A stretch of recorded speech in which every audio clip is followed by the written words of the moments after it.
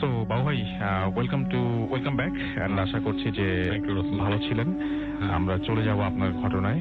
তো নজরুল যে সময়কার কাহিনী বলেছেন সেটা আজ থেকে প্রায় 20 বছর আগের একটি কাহিনী, এবং তখন তিনি চাকরি করতেন ঢাকার মতিঝিল এলাকায়, এবং তিনি একটি কোম্পানিতে চাকরি করতেন, প্রাইভেট কোম্পানিতে, এবং সেই কোম্পানির বস বিভিন্ন রকম ডেভেলপমেন্ট প্রজেক্ট নিয়ে কাজ করত। তো যাই হোক, তাদের এটা ছিল একটা কনস্ট্রাকশন ফার্ম, মানে ডেভেলপার ফার্ম, যেখানে বিল্ডিং তৈরি হয়। তো যে সময়কার কাহিনী বলছি সেই সময় নজরুল চাকরি করতো সে কোম্পানির আন্ডারে, এবং তাদের ফার্ম তখন জাস্ট কেবল গ্রোয়িং একটা ফার্ম, এবং তার কোম্পানি একটা কাজ পায় ঢাকা শহরের উত্তরা এলাকায়, এবং উত্তরার একটা অঞ্চলে তাদের ফার্ম কাজ পায়, এবং যেই জায়গাটায় কাজ পায় সেখানে তাদের বিল্ডিং করার কথা। বেশ মোটামুটি একটা বেশ মানে একটা স্ট্যান্ডার্ড জায়গার উপরে কাজটা হচ্ছে, মানে বেশ অনেক বড় না, আবার অনেক ছোট না, মানে মোটামুটি একটা রেজিডেন্সিয়াল প্লট, সেখানে কাজ হবে। এবং নজরুলের বস সেখানে নজরুলকে দায়িত্ব দেয় যে সেখানে কয়েকদিন থাকার জন্য। তো যেখানে থাকা হবে সেখানে যেই অবস্থায় নজরুল গিয়ে উঠলো, সেই অবস্থায় হচ্ছে সেখানে হচ্ছে একটা বাউন্ডারি করা, জায়গাটার চারপাশে একটা বাউন্ডারি করা, এবং একটা টিনের ঘর আছে, আর তার পাশে একটা পাকা দালান। তো পাকা দালানটা হচ্ছে লাইক একতলা বাড়ি, এবং সেটার উপরে টিনের ছাদ দেয়া, এবং বাসার পাশে কিছু গাছ লাগানো, এবং বেশ বড় একটা আম গাছ আছে, এবং তার পাশেই হচ্ছে গিয়ে কিচেন, মানে আলাদাভাবে কিচেন করা, আর তার আরেক পাশে হচ্ছে একটা টিন শেড ঘর। এবং এই অবস্থায় হচ্ছে বাসাটার অবস্থান এখন, এবং তারা যখন কাজটা ধরবে তখন এটা ভেঙে আরো ডিফারেন্ট করা হবে, জাস্ট সেখানে বাউন্ডারি দেয়াল টানা হয়েছে। তো নজরুলের বর্ণনা মতে যে সেই বাড়ির আশেপাশে এলাকায় বেশ দূর পর্যন্ত কোনো জায়গা ছিল না, মানে কোনো সেটেলমেন্ট ছিল না, বাড়িঘর ছিল না, এবং তার পাশে বিভিন্ন কিছু এরকম ডেভেলপারের প্লট ছিল, এবং হেঁটে বেরিয়ে গেলে অনেক দূর পর্যন্ত গেলে সেখানে রাস্তা শুরু হয়, এবং তার পাশে একটা মুদি দোকান। তো এই হচ্ছে সেখানকার অবস্থা। এবং রাতের বেলা সেই এলাকায় বিদ্যুতের পোলগুলো অনেক দূরে দূরে, এবং নজরুল যেখানে থাকতো সেই এলাকায় তখন পর্যন্ত বিদ্যুতের খুব ভালো ব্যবস্থা নেই। মানে নজরুলদের যে প্লটটা ছিল সেই প্লটের সামনে থেকে বেশ অনেক দূর পর্যন্ত কোনো বৈদ্যুতিক পোল ছিল না, বাতির পোল ছিল না। তো তার মানে নজরুলকে সেই মুদি দোকান থেকে হেঁটে একটু সামনে আসলে একটা দুটো পোল পড়তো, তারপরে অন্ধকার, এবং সে অন্ধকার থেকে হেঁটে আসতে আসতে তার যে প্লটটা সেই বাউন্ডারি পর্যন্ত কিন্তু কোনো আলো নেই।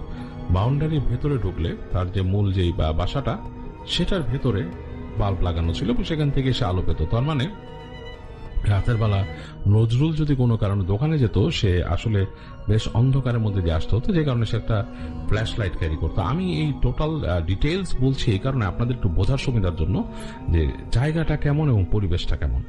তো নজরুল তাদের বাউন্ডারিতে দাঁড়ালে দেখতে পেত অনেক দূর দূরান্ত মতো প্লট আছে, এবং সেই প্লটগুলো টোটালি ঘাসে ছেয়ে গেছে, মানে বড় বড় ঘাস দিয়ে ছাওয়া, এবং তারপরে অনেক দূরে গিয়ে আবার কিছু সেটেলমেন্ট শুরু হয়েছে।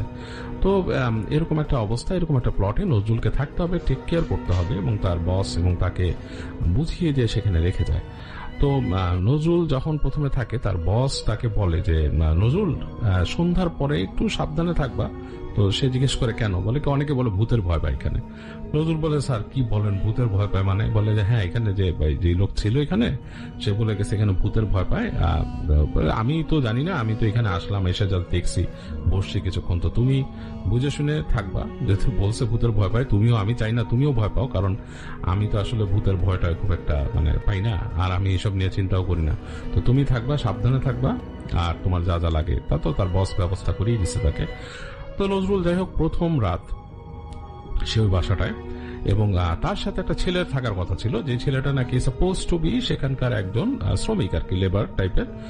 সে ওখানে টুকিটাকি কাজ টাজ করে, এবং সে আরো তার অনেক কাজ আছে, ছোটখাটো মাটি কাটে বা সামথিং লাইক দ্যাট। তো ফর সাম রিজন প্রথম রাতেই সে ছেলেটা নাই, নজরুল পুরোই একা। তো সে যেটা করলো, সে ওই বাসায় চলে গেছে বিকালবেলা, এবং বিকালবেলা যে সে তার মতো প্রিপারেশন, সে দেখলো যে পাকা রুমটা, সে তার থাকতে হবে পাকা রুমটাতে। তো তার জন্য একটা রুম আছে এই পাশে, এবং সেই রুমের মধ্যে সে একটা চৌকি পাতা আছে, এবং তার পাশে একটা বারান্দা, এবং বারান্দার ওই পাশে খোলা জায়গা, এবং গ্রিল আছে, গ্রিলের পাশে খোলা জায়গা দিয়ে সেই গাছটা দেখা যাচ্ছে, আম গাছ, এবং তার ওই পাশে সেই ওখানকার রান্না করার কিচেন, আর অন্ধকার, এবং তারপরে বাউন্ডারি ওয়াল। আর এই পাশে সে বেরিয়ে আসলে দেখছে যে ওই পাশে যে টিনের ঘরটা দেখা যায়।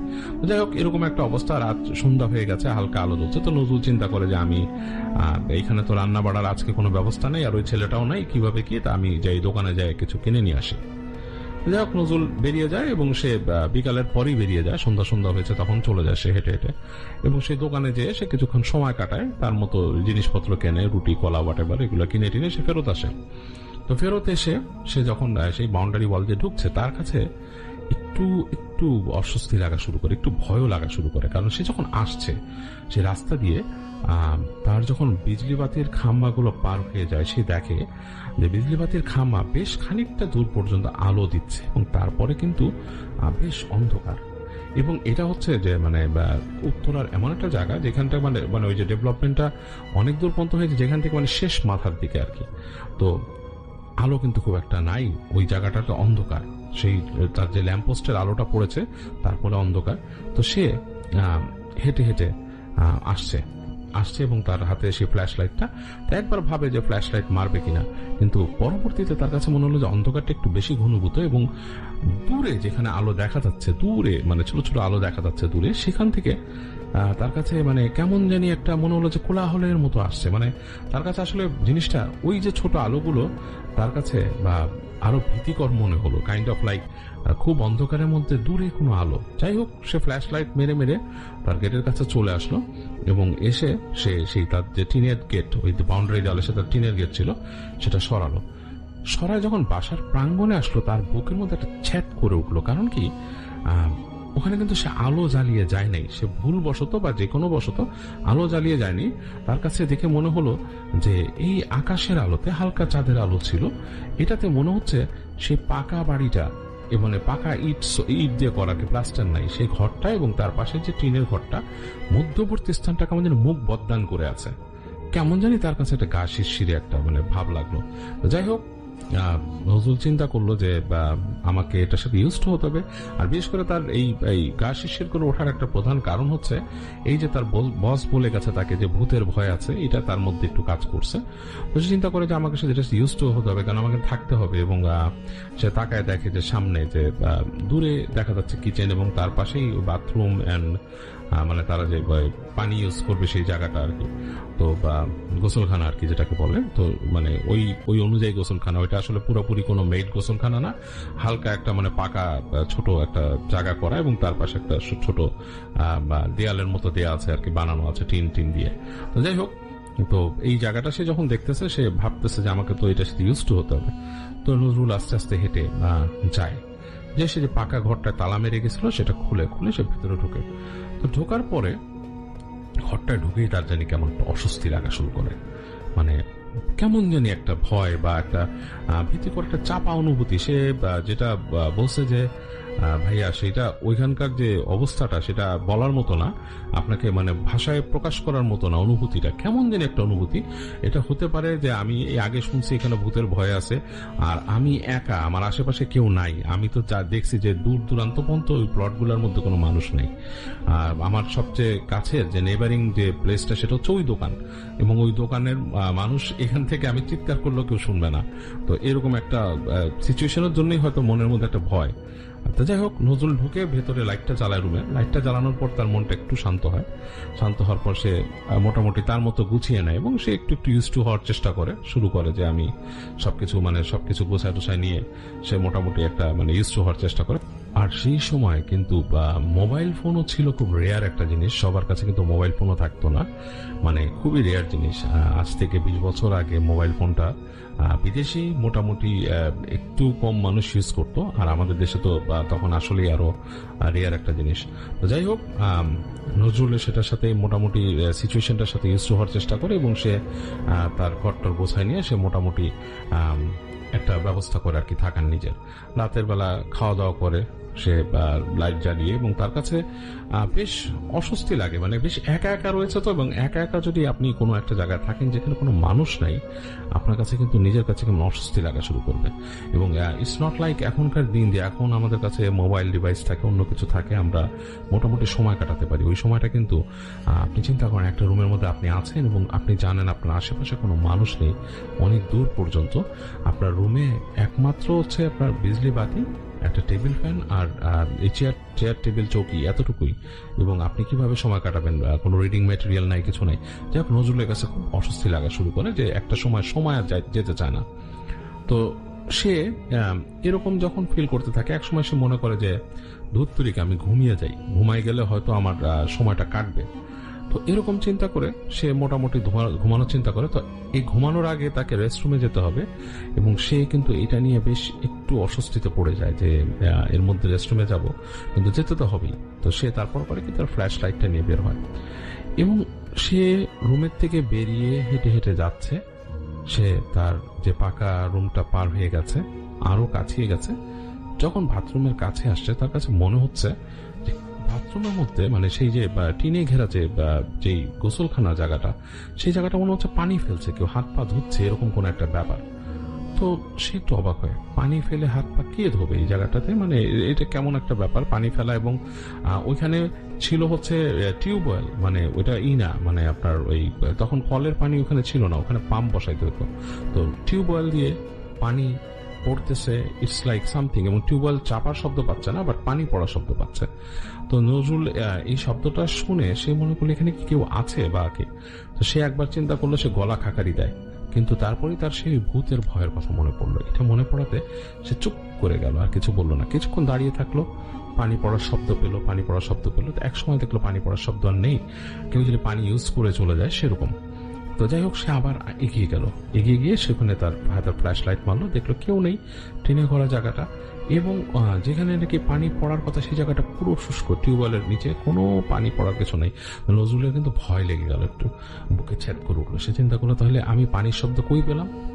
এখান তো এমন না যে পাশে আর একটা বাড়ি আছে বা কোথাও আছে যেখানে পানি হচ্ছে। যাই হোক, সে মোটামুটি বেশ ভয় পেয়ে গেল, এবং সে মানে অনেক টেনশনে পড়ে গেল, এবং সে তার কাজ সারলো, সেখানে সে রেস্টরুমে গেল এবং ভয়ে কাজ সারলো করে সে তার রুমে ফেরত আসলো। এসে এখন ঘুমানোর পালা, সব লক করে দিয়েছে, দরজা লক করে সে ঘুমাবে আর কি চিন্তা করলো। তো যখন সে তার চোখের কাছে গেছে শোবে আর কি, বিছানা টিছানা ঠিক করছে, বাতি নিভিয়ে দিয়েছে। তো এই সময় তার কাছে মনে হলো যে তার বারান্দা, যে সামনে যে বারান্দাটা, রুমের সাথে লাগোয়া একটা বারান্দা আছে, সে বারান্দাতে কোন একটা শব্দ পেল। তো সে যখন শব্দ পেয়েছে, একটু খটখাট একটা কেমন শব্দ, তো সে উঠে দাঁড়ায় তাকায়, দেখে যে জানালার, ওটা কিন্তু গ্লাসের জানালা, মানে থাই অ্যালুমিনিয়াম দেওয়া গ্লাসের জানালা। সে দেখছে যে গ্লাসের মধ্যে মনে হচ্ছে একটা মানুষ, মানে বয়স্ক মানুষ, মানে বুড়ি মহিলা টাইপের যদি হয়, সে হাত দিয়ে এরকম করে দাঁড়িয়ে আছে এবং টকটক করছে তার জানালা। তো সে প্রথমে তার সারা শরীর এক সেকেন্ডে একটা গুজবাম্প হয়ে যায়, মানে সব রুম দাঁড়িয়ে যায় দেখার সাথে সাথে। এবং সে পরবর্তী সেকেন্ডে চিন্তা করে, এটা কে? ভূত হলে কি এরকম বলবে, যে মানে এরকম তাকাবে, এরকম ভাবে নক করবে? তো সে আরেকটু এগিয়ে যায়, বলে কে? তখন সে বলে কে? দুই পাশ থেকে শুনে একটা বয়স্ক মহিলার গলায় বলে খোল। তো খোল যখন বলে, তখন সে মনে করে যে আসলেই মনে হয় মানে কেউ এখানে আসে, বারান্দায় কেউ আটকা বা সামথিং। একবার সে মনে করছে এখানে কি কোনো রান্না করার মহিলা আছে। মানে কয়েক সেকেন্ডের জন্য তার মাথার মধ্যে ন্যাচারাল, মানে রেশনাল কিছু চিন্তা ভাবনা আসে। তো সে হেঁটে যায়, বাতিটা না জ্বালিয়েই সে করে কি, জানালার ওই যে দরজাটা আছে ওইটা ছিটকিনিটা নামিয়ে খুলে বারান্দাটা খুলে তাকায়, বলে কে আপনি? এবং এটা বলার সাথে সাথে সে পুরো জমে যায়, মনে হয় যে তার শরীরে লাইক মানে ঠান্ডা কোনো বাতাসের ছুরি চালালো। কারণ কি, বারান্দার মধ্যে কোনো মানুষ নেই, পুরো বারান্দা ফাঁকা, হালকা হাওয়া আসছে, বাইরের বাতাস হালকা আসছে, কোনো মানুষ নেই। একটু আগে কিন্তু সে স্পষ্ট দেখেছে জানালার এই পাশ থেকে কাছে নক করেছে এবং বলছে খোল। এবং এই অবয়বটা ছিল একটা বুড়ো মানুষের, বুড়ো মহিলার। সে দেখলো কেউ নাই। তো সে মানে এক সেকেন্ডের মধ্যে এমন একটা শক খেয়েছে, নজরুল আর চিন্তা করতে পারে না কিছু। সে ধাপ করে ভিতরে ঢুকে আবার ঠাস করে লাগিয়ে দেয় বারান্দা দরজাটা। লাগাই দিয়ে সে দৌড় দিয়ে তার চৌকিতে এসে পড়ে, বসে সে দেয়ালের সাথে পিঠ লাগায় চুপচাপ বসে থাকে গায়ের চাদর টাদর টেনে, এবং সে আল্লাহ আল্লাহ করতে থাকে, মনে মনে আল্লাহ আল্লাহ করতে থাকে, এবং চিন্তা করে যে কিছু মানে সে দেখে কিনা, কেউ ঢুকে গেছে নাকি ঘরের ভিতরে, কাউকে দেখে নাকি, এরকম চিন্তা করতেছে। সে চাদরটা নাকি মুখের মধ্যে নিয়ে কামড়াইতেছিল সে, এবং সে চুপচাপ ভয়ে তার সারা শরীর শক্ত হয়ে গেছিল ঠান্ডায়, এবং সে অনেকক্ষণ এরকম বসে থাকে, অনেকক্ষণ বসে থাকে, কিচ্ছু দেখতে পায় না, দেখে যে অন্ধকারের রুমটা নর্মাল, কিচ্ছু দেখা যাচ্ছে না, এবং সে মানে আর কি জমে যে একসময় তার মাথায় আর কোনো সেন্স নাই, সে মনে হয় ওইভাবেই ঘুমায় যায়। তো কতক্ষণ ঘুমাচ্ছে বলতে পারবে না, হঠাৎ করে সে শব্দ পায়, খুটখাট খুটখাট দরজার মধ্যে, তার দরজার ওই পারে। তার কাছে মনে হচ্ছে যে কেউ একজন আসছে, মানে মানুষজন কথা বলতেছে সামনে, বাসার সামনে। তো সে না উঠে যায়, মানে তার একটা তন্দ্রা লেগে ঘুম এসে গেছিল, তার ঘুমাই গেছিল সে ভয় পেতে পেতে। তো উঠে যে সেই যখন শব্দগুলো পেতে থাকে, এখন আর বারান্দা দিয়ে যে তাকানোর সাহসটা সে পায় না, দরজা দিয়ে যে তাকাবে সেই সাহসটাও সে পায় না। তো অনেকক্ষণ পরে সে চিন্তা করে যে আমি কি করব। তো সে করে কি মাটিতে শুয়ে পড়ে, ফ্লোরে শুয়ে দরজার ফাঁক দিয়ে নিচে তাকায়। নিচে যখন তাকায়, তার কাছে মনে হচ্ছে যে কেউ একদিন চলাফেরা করতেছে, মানুষজন এখানে, মানে মানে ওই যে উঠানটার মধ্যে মানুষজন চলাফেরা করতেছে, কথা বলতেছে। তো নজরুল একবার চিন্তা করে, আরে আমাকে তো রাখছে এখানে, দায়িত্বে রাখছে, তবে একবার চিন্তা করে যে আমাকে দায়িত্বে রাখলে এখানে এমন কোনো জিনিসপত্র নাই এখন নেয়ার মতো। তো সে অনেক কিছু চিন্তা করে, কিন্তু পরে চিন্তা করে যে আমি এটা মানে করবো নাকি, এরকম চিন্তা করতে করতে সে চুপচাপ এসে আবার চৌকিতে বসে পড়ে, মনে করে এখানে চোরও ঢুকতে পারে বা রেশনাল মানে মানুষজনও থাকতে পারে, চিন্তা করে সে চৌকিতে চুপচাপ বসে থাকে। তো অনেক এরকম শব্দ শুনে, শব্দ শোনার পর একসময় সে আবার ঘুমায় যায়। তো যাই হোক, ওই দিন তার ঘুমটা গেল, মানে ওই দিন সে ঘুমায় গেছে। সকালে সে অনেক বেলা করে উঠে, এবং তার কিছু মনে নাই, এইগুলা তার তখন আর মানে মাথায় নাই। সে উঠে যায় তার মতো ফ্রেশ হয়, এবং দিনের আলোতে ডিফারেন্ট অবস্থা। ওই মাটি কাটা ছেলেটা আসে, মানে ওই লেবার যে ছেলেটা আসে, তার সাথে সে বলে যায়, কি অবস্থা, তুমি এখানে কেন ছিলে না, তোমার কালকে আমি খুঁজছি, তোমার এখানে থাকার কথা। সে বলে যে আমি এখানে থাকি না রাত্রে। কেন? থাকি না, আমার বাসা আছে, আমার পরিবার আছে ওখানে, জায়গা, আমি থাকি না। তো সে বলে, কেন থাকো না তুমি, তোমার তো এখানে থাকতেও পারো। কেন? আমি থাকি না, আমি থাকুম না, এখন যদি আপনারা বলেন আমি কাম করুম না, আমি যাবো। তো সে এখন রাগ হয়ে যায়, সে চিন্তা করে যে তার আসলে মানে তার জানানোর উচিত, মানে তার বসকে জানানো উচিত। তো সে চিন্তা করে, যাক এইটা পরে জানাইতেছি। তো সে যে তার মতো দিনটা কাটায় আর কি, দেখে বাসাটাকে ভালো মতো দেখে, সে যে আম গাছ দেখে, এবং সে দেখে যে আম গাছের পাশে যে কিচেনটা করা, এবং যে কলপাড় যেটাকে বলে, সেই কলপাড়টা যে করা, সে যে জিনিসটা কিন্তু বেশ পুরানো। সে বুঝে যে এই জায়গাটা নতুন না, এই ঘরটা নতুন বানাইছে তাদের কোম্পানি হয়তো, বাট এই যে টিনের ঘর আর এই পাশেরটা নতুন না। তো সে দিনের বেলা হেঁটে যায় টিনের ঘরটার কাছে, এবং টিনের ঘরটা সে দরজা খোলার পর দেখে টিনের ঘরের মধ্যে তেমন কিছু নেই, একটা চৌকি আছে, আর তার পাশে আরেকটা রুমের মতো, এবং ওই জায়গায় মনে হয় একটা ছোট মানুষ, মানে ছোট মানে পরিবার কোনো মানে বসে টসে খাওয়া দাওয়া করে বা কিচেন থেকে কিছু এনে খায়, যেরকম ওরকম একটা জিনিস। কিন্তু বোঝা যায় যে বাসাটা অনেক পুরানো, টিনের ঘরটা অনেক পুরানো ছিল। তো সে যখন চৌকি আছে, সে মনে করে, ভাই ওই রুমের মধ্যে যা দেখছি, আমি আর ওই রুমে থাকতেছি না আজকে রাতটা, আমি টিনের ঘরে থাকবো। সে এই চিন্তা করে, এবং সে কিন্তু তার এই ভয় পাওয়ার কাহিনীটা মাটির লোকটারে বলেনি। মাটির ছেলেটাও, মাটি কাটে যে ছেলেটা বা মাটির যে তার যে লেবার ছেলেটা, সেও কিন্তু তাকে আর কিছু বলেনি। তো সে যেটা করে, মোটামুটি যথারীতি ওই ছেলে দেখা যাচ্ছে সন্ধ্যা হইতে হইতে চলে যায়, এবং তার সাথে খুব একটা সখ্যতাও করতে চায় না ছেলেটা। তো তার কাছে খুব রাগ লাগে যে একটা ফালতু, মানে তার মেজাজটা গরম হয়ে যায় যে একজন তার আন্ডারে জব করবে তার সাথে এরকম করে। যাই হোক, সন্ধ্যা হয়ে যায়, আবার সে যথারীতি রান্না বান্না দূরের কথা, সে যে খাবার দাবার ওরকম কিনে আলো হওয়ার আগে সে চলে আসে। এবার আজকে সে ওই টিনের ঘরটার মধ্যে থাকে, এবং টিনের ঘরটার মধ্যেও সে দেখে যে বাতির ব্যবস্থা আছে একটা, এবং কম পাওয়ারের বাল্ব, সে ওটা জ্বালায়, সেখানে চৌকির মধ্যে বসে সে মোটামুটি নিজের মতো থাকে অনেকক্ষণ। এবং তখন সে ভাবতে থাকে যে আসলে আমার এখানে ব্যবস্থা করতে হবে, আমার যদি এখানে থাকতে হয়, আমার এখানে টেলিভিশন আনতে হবে, মানে মানে অ্যাটলিস্ট মানে যে নর্মাল যে টিভি এটা দেখা যাবে অ্যান্টিনা দিয়ে, অথবা রেডিও আনতে হবে। এগুলো সে ভাবতে থাকে, ভাবতে ভাবতে যথারীতি রাত হয়, এবং সে চিন্তা করে যে আমি ঘুমাবো। ঘুমানোর সে প্ল্যান করে। তো ঘুমানোর প্ল্যান করার পরে সে যথারীতি সুন্দর করে সে তার বিছনা চৌকিটার মধ্যে সে শোয়, এবং তার চাদর টাদর নিয়ে আসছিল দিনের বেলা, এবং এসে সে ওইটা বিছায়, সে শুয়ে পড়ে, এবং শুয়ে আছে অনেকক্ষণ ভাবতেছে। কোনো শব্দ নেই, বাতি কিন্তু নিভাই দিছে। রাতের বেলা অনেক ঝিঝির ডাক শুনতেছে, বাইরের রাতের পোকামাকড়ের ডাক শুনতেছে। হঠাৎ করে তার মনে হয় যে ওই যে দেখছে এই যে ঘরটার ওই কর্নারে, যে ওখানে যে মানুষ খাওয়া দাওয়া করে, যে জায়গাটা একটা ছোট কিচেনের মতো, ওই জায়গায় খুটখাট খুটখাট খুটখাট শব্দ হচ্ছে। এবং সে মানে চিন্তা করে যে আসলে ঘটনাটা কি, ওখানে কুটখাট শব্দ হইতেছে কিসের, মানে মনে হচ্ছে মানুষজন খাওয়া দাওয়া করলে যেরকম নড়াচড়া করে, মানে একটা পরিবার যদি নড়াচড়া করে সেরকম একটা ব্যাপার স্যাপার। তো সে ওখান থেকে চিন্তা করে যে এরকম ওখানে কি কেউ আসে বা কিছু। তখন সে চিন্তা করে গতকাল রাত্রে ভয় পাইছি, আজকে আর যাব না। তো এরকম একটা সময়ের মধ্যে সে আবার শুয়ে থাকে চুপচাপ। আর সে হঠাৎ করে তার কিছুক্ষণ পর শব্দ পায়, তার সে উঠানের মধ্যে এরকম মানে ওরকম মানুষজন যাওয়া আসা করতেছে, এটা সেটা। তো সে চিন্তা করে যে রাতের বেলা এখানে কে আসে, এখানে কি কোনো চোর আসে বা কিছু আসে, আমাকে এটা ফাইন্ড আউট করতে হবে। তো সে আস্তে আস্তে চোখ থেকে নামার পর এবার চিন্তা করে আজকে তো এটা টিনের ঘর, আমি দরজার ফাঁক ফুক দিয়ে দেখবো। তো এই চিন্তা করতে করতে সে যায় আস্তে করে দরজার কাছে। এই দরজাটা হচ্ছে খুব মানে শক্ত ওরকম দরজা না, আস্তে করে একটা হুড়কা আছে। তো সে চিন্তা করে যে দরজার ফাঁক দিয়ে ভালো দেখা যাচ্ছে না, চিন্তা করে হুড়কাটা একটু সরায়, একটু উকি দিবে।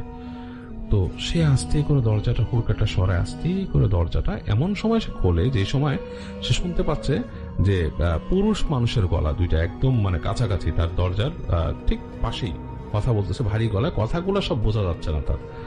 সে আস্তে করে হুড়কাটা খুলে বাইরে উকি দেয় এবং সাথে সাথে সে জমে যায়, কারণ কি ওই জায়গায় কেউ নাই, পুরো খা খা করতেছে উঠানটা, there is nobody there। এবং সে মানে এমন ভয় পায়, সে গেটটা চাপাই দিয়ে চুপচাপ পিছনে চলে আসে, এসে তার চোখের মধ্যে শোয় এবং তার সারা শরীর জমে গেছে ঠান্ডায়। সে মানে মনে হচ্ছে যে শীত করতেছে, এরকম ভাবে কাঁপতেছে। সে চুপচাপ করে শুয়ে থাকে। তো শুয়ে থাকতে থাকতে এক সময় তার ঘুম লেগে আসে, তন্দ্রা লেগে আসে চোখে। তো যখন তন্দ্রা লেগে আসে তখন সে হঠাৎ করে দেখতেছে যে তার যে চৌকিটা, এবং তার যে চৌকিটার পায়ের কাছে মনে হচ্ছে একটা হাইট, মানে একটা বাচ্চার হাইট, মানে বেশ বড় হবে না হাইটটা, মানে 7-8 বছরের কোনো বাচ্চা যদি দাঁড়ায় থাকে সেরকম একটা হাইট, একটা অবয়ব তার পায়ের কাছে দাঁড়ানো এবং অন্ধকারের মধ্যে এরকম একটা অবয়ব। এবং আস্তে আস্তে আস্তে আস্তে অবয়বটা তার কাছে আসতেছে চোখের মধ্যে হেঁটে, এবং সে কিন্তু শব্দ পাচ্ছে, মানে চোখের মধ্যে যে পাড়া দিচ্ছে, চৌকিটা যে ডেবে যাচ্ছে, কট কট করে ডেবে যাচ্ছে, সে শব্দটা পাচ্ছে এবং তার পাশে চলে আসে। হঠাৎ করে সে দেখে, মানে সে রিয়াক্ট করার আগে বুঝতে পারে যে তার আর কোনো মানে বলার ক্ষমতা নেই, মুখ আটকায় গেছে। মনে হচ্ছে যে সেই ছোট বাচ্চার মতো যেটা তার বুকের উপর হাঁটু দিয়ে গেড়ে তাকে চেপে ধরছে, এবং সে দেখতেছে ছায়াটাকে, এবং সে পুরো রিয়েলাইজ করতেছে সে রুমের অন্ধকার, রুমের যে মানে ভেতরকার যে এনভায়রনমেন্ট পুরোটাই সে বুঝতে পারছে, কিন্তু সে বুঝতেছে একটা ছায়া তাকে চেপে ধরছে এবং সে দম নিতে পারতেছে না, কথা বলতে পারতেছে না। তো একটা সময় সে বুঝতে পারে যে তার মনে হয় আজকে মৃত্যু হয়ে যাবে, এবং সে তখন চোখ বন্ধ করে দোয়া করে সে সৃষ্টিকর্তাকে স্মরণ করে, আল্লাহকে স্মরণ করে হঠাৎ করে ওই ছায়াটাকে ধরে সে উল্টা, মানে কোথায় যে সে শক্তি পায়, মনে হয় যে উল্টা করে সে ওই ছায়াটাকে ধরে সে চেপে ধরে সে চোখের সাথে, এবং চেপে ধরে সে দোয়া পড়া শুরু করে। মানে তার মনে যে দোয়াটা আছে, সে কিছু দোয়া জানতো সে, তো এটা মোটামুটি প্রত্যেকটা মুসলমানই মোটামুটি জানে, দোয়া পড়া শুরু করে চেপে ধরে, এবং প্রচন্ড শক্তি তার শরীরে ভর করে, এবং সেটা পড়তে পড়তে পড়তে পড়তে কোন সময় যে তার ঘুমে এসেছে তার খেয়াল নাই। তো একটা সময় সে সকালে উঠে দেখে সূর্যের আলো ঢুকতেছে রুমে, এবং সে উঠে সারা শরীরে মনে শক্তি নাই। সে পুরো স্মৃতিটা মনে করে যে কালকে রাতে কি হলো, এবং সেটাও মনে করতে পারে যে সে সেই যে ছায়াটা তাকে চেপে ধরছিল তাকে সে উল্টা চেপে ধরছিল কাঠের সাথে দোয়া পড়তে পড়তে।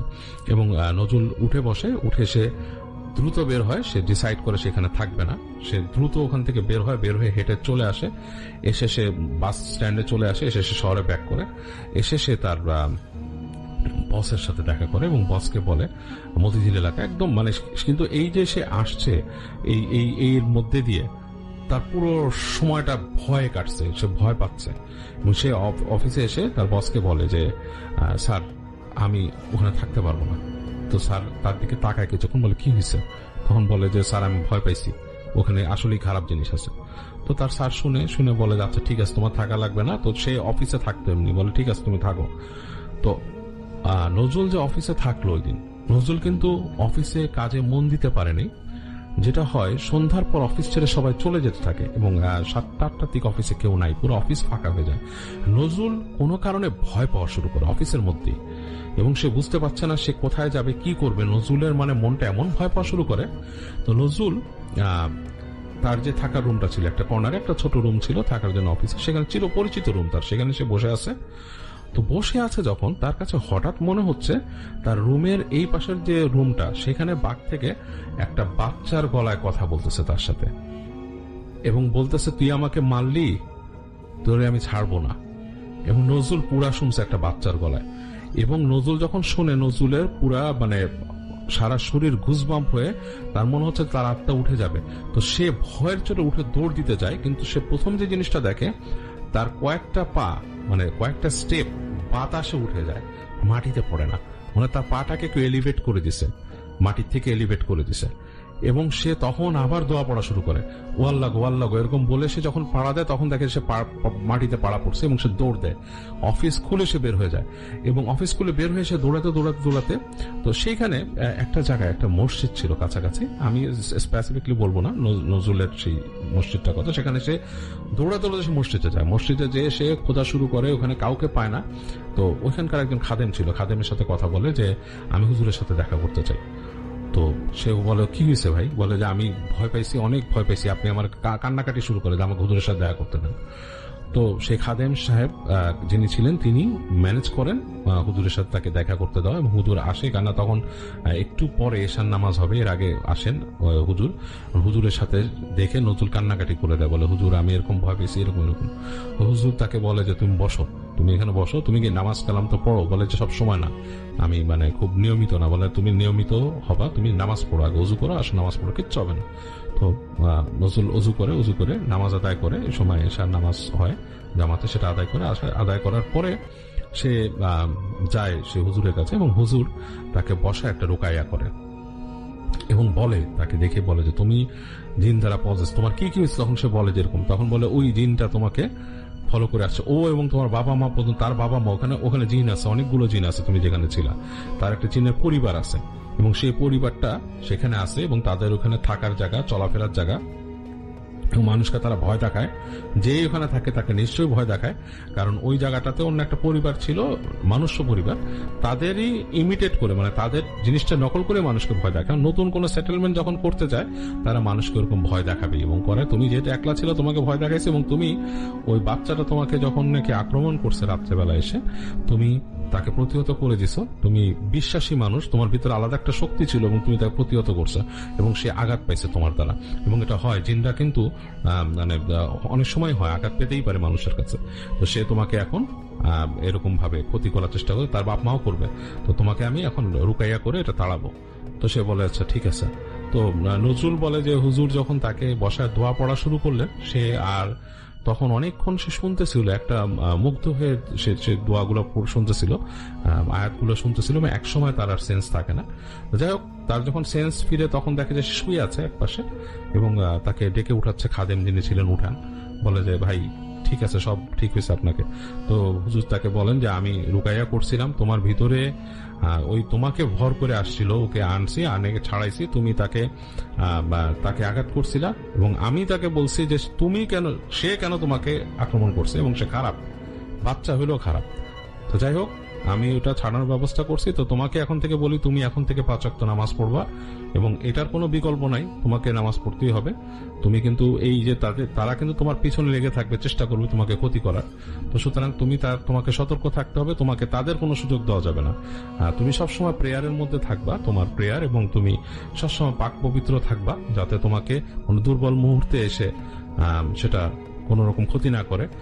যখন বাথরুমে যাবা, দোয়া পড়ে যাবা, যখন চেষ্টা করবো সবসময় অজু করে থাকতে, নামাজ পড়বা, এবং আস্তে আস্তে এক সময় তোমাকে এটা ছেড়ে চলে যাবে, আর সমস্যা করবে না।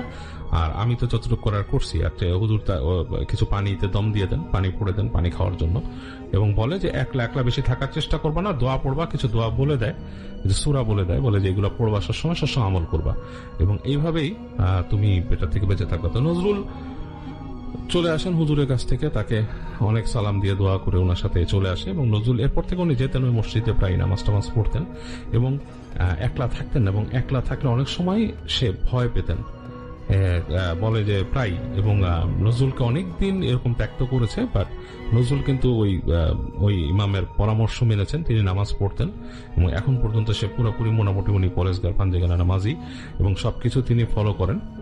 তার বয়স হয়েছে আরো, এবং তিনি বলেছেন যে এরকম দুষ্ট জিনের এনকাউন্টার মানুষ করে, এবং আপনার যদি সাহস থাকে, আপনার যদি বিশ্বাস থাকে, বিশ্বাসী মানুষ হন, আপনাকে ক্ষতি করতে পারবে না, যেমন আমাকে পারেনি। এবং নজরুলের বর্ণনাটা ছিল একটু ডিফারেন্ট, তিনি এত সুন্দর করে গুছিয়ে বলতে পারেন না, বাট যেটাই লিখেছেন, যেটাই বলেছেন, আমি আমার মতো করে প্রেজেন্ট করলাম। করবো আমরা সরাসরি চলে যাব আফনান ভাইয়ের কাছে এবং আফনান ভাইয়ের কাছ থেকে তার ঘটনা শুনবো। এখন যে ঘটনাটি আমি আপনাদেরকে বলতে যাচ্ছি, এই ঘটনাটি আমাদেরকে পাঠিয়েছেন আসিফ আলী ভাই। আসিফ আলী ভাইয়ের একটি ঘটনা এর আগেও আমরা বলেছি। ঘটনাটির শিরোনাম ছিল তেঁতুল গাছের পরী। অনেকেই ঘটনাটি শুনেছেন, অনেকেই পজিটিভ রিয়্যাক্ট করেছেন যে ঘটনাটি আপনাদের ভালো লেগেছে। আর এখন যে ঘটনাটি আমি বলতে যাচ্ছি, এই ঘটনাটি তিনি আমাদেরকে তার নিজের একটি অভিজ্ঞতা থেকে আমাদেরকে বলেছেন। আশা করছি ঘটনাটি আপনাদের ভালো লাগবে। শুরুতে বলে নিচ্ছি, আসিফ আলী ভাই উনি বাংলাদেশ সরকারের একটি গুরুত্বপূর্ণ উইংয়ে দায়িত্বে আছেন। সঙ্গত কারণে তার কর্মস্থল সম্পর্কে আমরা জানাতে পারছি না। উনি যখন রাজশাহী বিশ্ববিদ্যালয়ের স্টুডেন্ট ছিলেন, তখন উনি বিএনসিসি করতেন। উনি বিএনসিসির রাজশাহী বিশ্ববিদ্যালয়ের এয়ারফোর্স উইংয়ে ছিলেন। বিএনসিসি যারা করেছেন বা করেন, আপনারা জানেন যে বিএনসিসিতে শুরুর দিকে বেশ কিছু র্যাঙ্ক রয়েছে, যেমন ক্যাডেট, তারপরে এরকম উপরের দিকে রয়েছে, এবং সর্বশেষ রয়েছে ক্যাডেট আন্ডার অফিসার। তো এরকম বেশ কিছু পোস্ট রয়েছে আমার যতদূর মনে পড়ে, আমার ভুল হতে পারে। তো যাই হোক, উনি ওই সময় ক্যাডেট সার্জেন্ট হিসাবে দায়িত্ব পালন করছিলেন।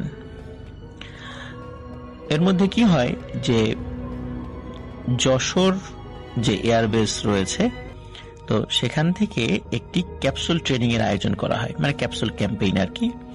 তো এটি যশোরের যে এয়ারফোর্স ঘাঁটি ৩ নং স্কোয়াড্রনের অধীনে এটি অনুষ্ঠিত হয়েছিল, এবং এটি হয়েছিল যশোরের পুলের হাট নামক একটি জায়গায়। তো পুলের হাটে শিশু সংশোধনী কারাগার বা কেন্দ্র রয়েছে, তার পাশেই এই ক্যাম্পেইনের আয়োজন করা হয়। তো যশোর এয়ারফোর্স ঘাঁটির অধীনে যেই জেলাগুলো ছিল এবং যে সমস্ত বিএনসিসির কেন্দ্রগুলো ছিল, সেখান থেকে প্রায় 200-র মতো ক্যাডেট সেখানে আসে, এবং রাজশাহী বিশ্ববিদ্যালয়ের বিএনসিসির এয়ারফোর্স উইং এর 10 জনের একটি টিম ওখানে যায়, এবং সেখানে সেকেন্ড ইন কমান্ড হিসাবে দায়িত্ব পালন করছিলেন আমাদের আসিফ আলী ভাই। তো ওখানে মোটামুটি অনেকেই তো এসেছিল। ওনাদেরকে যেখানে রাখা হয়েছিল সেখানে তাদের রুম তো ছিল, এবং ওয়াশরুম, গোসলখানা এগুলো আসলে থাকলেও সেটা পর্যাপ্ত ছিল না। দেখা যাচ্ছে যে কিছু গণ ওয়াশরুম ছিল, গণ গোসলখানা ছিল। সকালবেলা বা দুপুর বেলার দিকে বেশ ভিড় লেগে যেত। আর ওনারা যেহেতু একটু সিনিয়র ছিলেন, ওনাদের কয়েকজনের জন্য একটা ওয়াশরুম বরাদ্দ ছিল, সেখানে কোনো ভিড়টির তেমন কিছু থাকতো না। তো এইভাবেই চলছিল। তো এর মধ্যে কি হয়, সমাপনী দিন যেদিন হবে তার আগে একটি মহড়া জাতীয় বিষয়ের আয়োজন করা হয়। কারণ হলো সমাপনী দিনে যশোর জেলা প্রশাসক মহোদয়, তারপর যশোর এয়ারবেজের ঊর্ধ্বতন কর্মকর্তাগণ, এয়ারফোর্সের ঊর্ধ্বতন কর্মকর্তাগণ, এবং বেসামরিক বেশ কিছু কর্তা ব্যক্তিগণ সেখানে উপস্থিত থাকবেন। এই জন্য মোটামুটি একটা কালচারাল প্রোগ্রাম, তাদেরকে গার্ড অফ অনার প্রদর্শন থেকে শুরু করে বিভিন্ন বিষয়ের প্রস্তুতি চলছিল। তাদের এই ক্যাম্পেইনটাও শেষ দিকে চলে আসছিল। সাধারণত 1 দিন, 3 দিন, 7 দিন এরকম সময় নিয়ে ক্যাম্পেইন গুলো হয় আর কি। তো যাই হোক, তো ঘটনা যেদিন ঘটে সেদিন ছিল 12 অক্টোবর 2012 সাল, সময় দুপুর 1টার আশেপাশের সময়। ওই সময়ে আসিফ আলী ভাই তিনি মোটামুটি ক্যাম্পেইনের একটা পার্ট শেষ করে দুপুরবেলা গোসল করার জন্য উনি ওনার রুমে ফিরে আসেন। তো উনি চিন্তা করেন যে আমাদের ক্যাম্পেইন তো প্রায় শেষ হয়ে এসেছে, তো তো এইখানে যে একটা পুকুর রয়েছে, এই পুকুর আজকে গোসল করে আসি, যেহেতু এমনি একটু ভিড় লেগে যায়, আর আমাদের নিজেদের যে ওয়াশরুমটা রয়েছে, গোসলখানা রয়েছে, এটাও আমাদের জুনিয়রদের ইউজ করতে দিয়েছি, কারণ যেহেতু সময় বেশি লাগে, ভিড় হয়ে যায়, কারণ নির্দিষ্ট সময়ের মধ্যে আবার রিপোর্টিং এর ব্যাপার স্যাপার থাকে আর কি। এই জন্য উনি চিন্তা করেছেন যে যাই আমি পুকুরে গোসল করে আসি, এবং পুকুরে গোসল করার আগে উনি ওনার আন্ডারে থাকা অন্যান্য ক্যাডেটদেরকেও বলেন যে তোমরা কেউ গোসল করতে যাবা নাকি পুকুরে। তখন তারা বলে যে হ্যাঁ যাব। এখন আসিফ আলী ভাই দেখে যে ওরা রেডি হতে হতে আরো বেশ কিছু সময় লেগে যাবে, তো উনি বলেন যে ঠিক আছে তোমরা আসো, আমি গেলাম। তোমরা ঠিক আছে আপনি যান, আমরা আসছি। তো আসিফ আলী ভাই পুকুরে যান। তো পুকুরটা এমন ছিল, চারিদিকে শান বাঁধানো ঘাট ছিল, এবং পুকুরের অনতি দূরে একটি মসজিদ ছিল। মসজিদে আগত মুসল্লিরা অজু করার জন্য এই পুকুরের পানি ব্যবহার করতেন, মানে ওই পুকুর ঘাটে বসে অজু করতেন। তখন সদ্য জোহরের আজান দিয়েছে। তো আসিফ আলী ভাই পুকুরে সাঁতার দেওয়ার জন্য একটি 3/4 প্যান্ট পরেছিলেন, একটি স্যান্ডো গেঞ্জি পরেছিলেন। তো উনি দেখলেন যে আশেপাশে কাউকে দেখা যাচ্ছে না, মানে পুকুর ঘাটে কেউ নেই। আর ওই সময়ে সদ্য জোহরের আজান দিয়েছে, তো এখনো মুসল্লিরা সেভাবে আসেনি অজু করার জন্য। সাধারণত 1:30টার দিকে জামাত হয়, তার আগ দিয়ে কিছু মানুষ অজু করার জন্য আসে। তো উনি তো খুব ভালো সাঁতার কাটতে জানতেন। তো উনি চিন্তা করেন যে ঠিক আছে পুকুরের একটা প্রদক্ষিণ করে আসি পুকুর সাঁতার কেটে। তো উনি পুকুরের পূর্ব সাইডে যে ঘাট রয়েছে, এই ঘাট থেকে সাঁতার কাটার উদ্দেশ্যে পানির মধ্যে ঝাঁপ দেন। ঝাঁপ দিয়ে তিনি সাঁতার কাটছেন। তো উনি দেখেন পুকুরের মাঝে মাঝে একটি সুন্দর পদ্ম ফুল ফুটে আছে। তো ওনার আবার একটা শখ ছিল, সেটা এখনো আছে, সেটি হচ্ছে যেমন গোলাপ ফুল, তারপরে গাঁদা ফুল, এরকম কিছু ফুল যদি উনি পান, সেটা তিনি কি করেন বইয়ের মাঝখানে রেখে দেন চাপ দিয়ে। দেখা যায় ওই ফুলটা শুকিয়ে একটা টিস্যুর মতো যখন হয়ে যায়, সেটা দেখতে ওনার খুব ভালো লাগে। এই জন্য বইয়ের মধ্যে বা কবিতার বই বা গল্পের বইয়ের মধ্যে উনি এই ফুলগুলো রেখে দেন। উনি চিন্তা করলেন যে এই পদ্ম ফুলটা আমি ছিঁড়ে নিয়ে আসি, এটা বইয়ের মধ্যে রেখে দেব। ওই চিন্তা করে উনি ওই পদ্ম ফুল আনার জন্য সাঁতার কাটতে থাকেন। তো উনি যখন মোটামুটি ওই পদ্ম ফুলের কাছাকাছি চলে যান, তখন হঠাৎ করে উনি পেছন থেকে ধপাস ধপাস শব্দ শুনতে পান। তো উনি চিন্তা করেন কি ব্যাপার, একটু আগেও তো কোনো শব্দ পাইনি, হঠাৎ করে পেছন দিকে শব্দ। তো উনি সাঁতার কাটতে কাটতেই পেছন দিকে তাকান।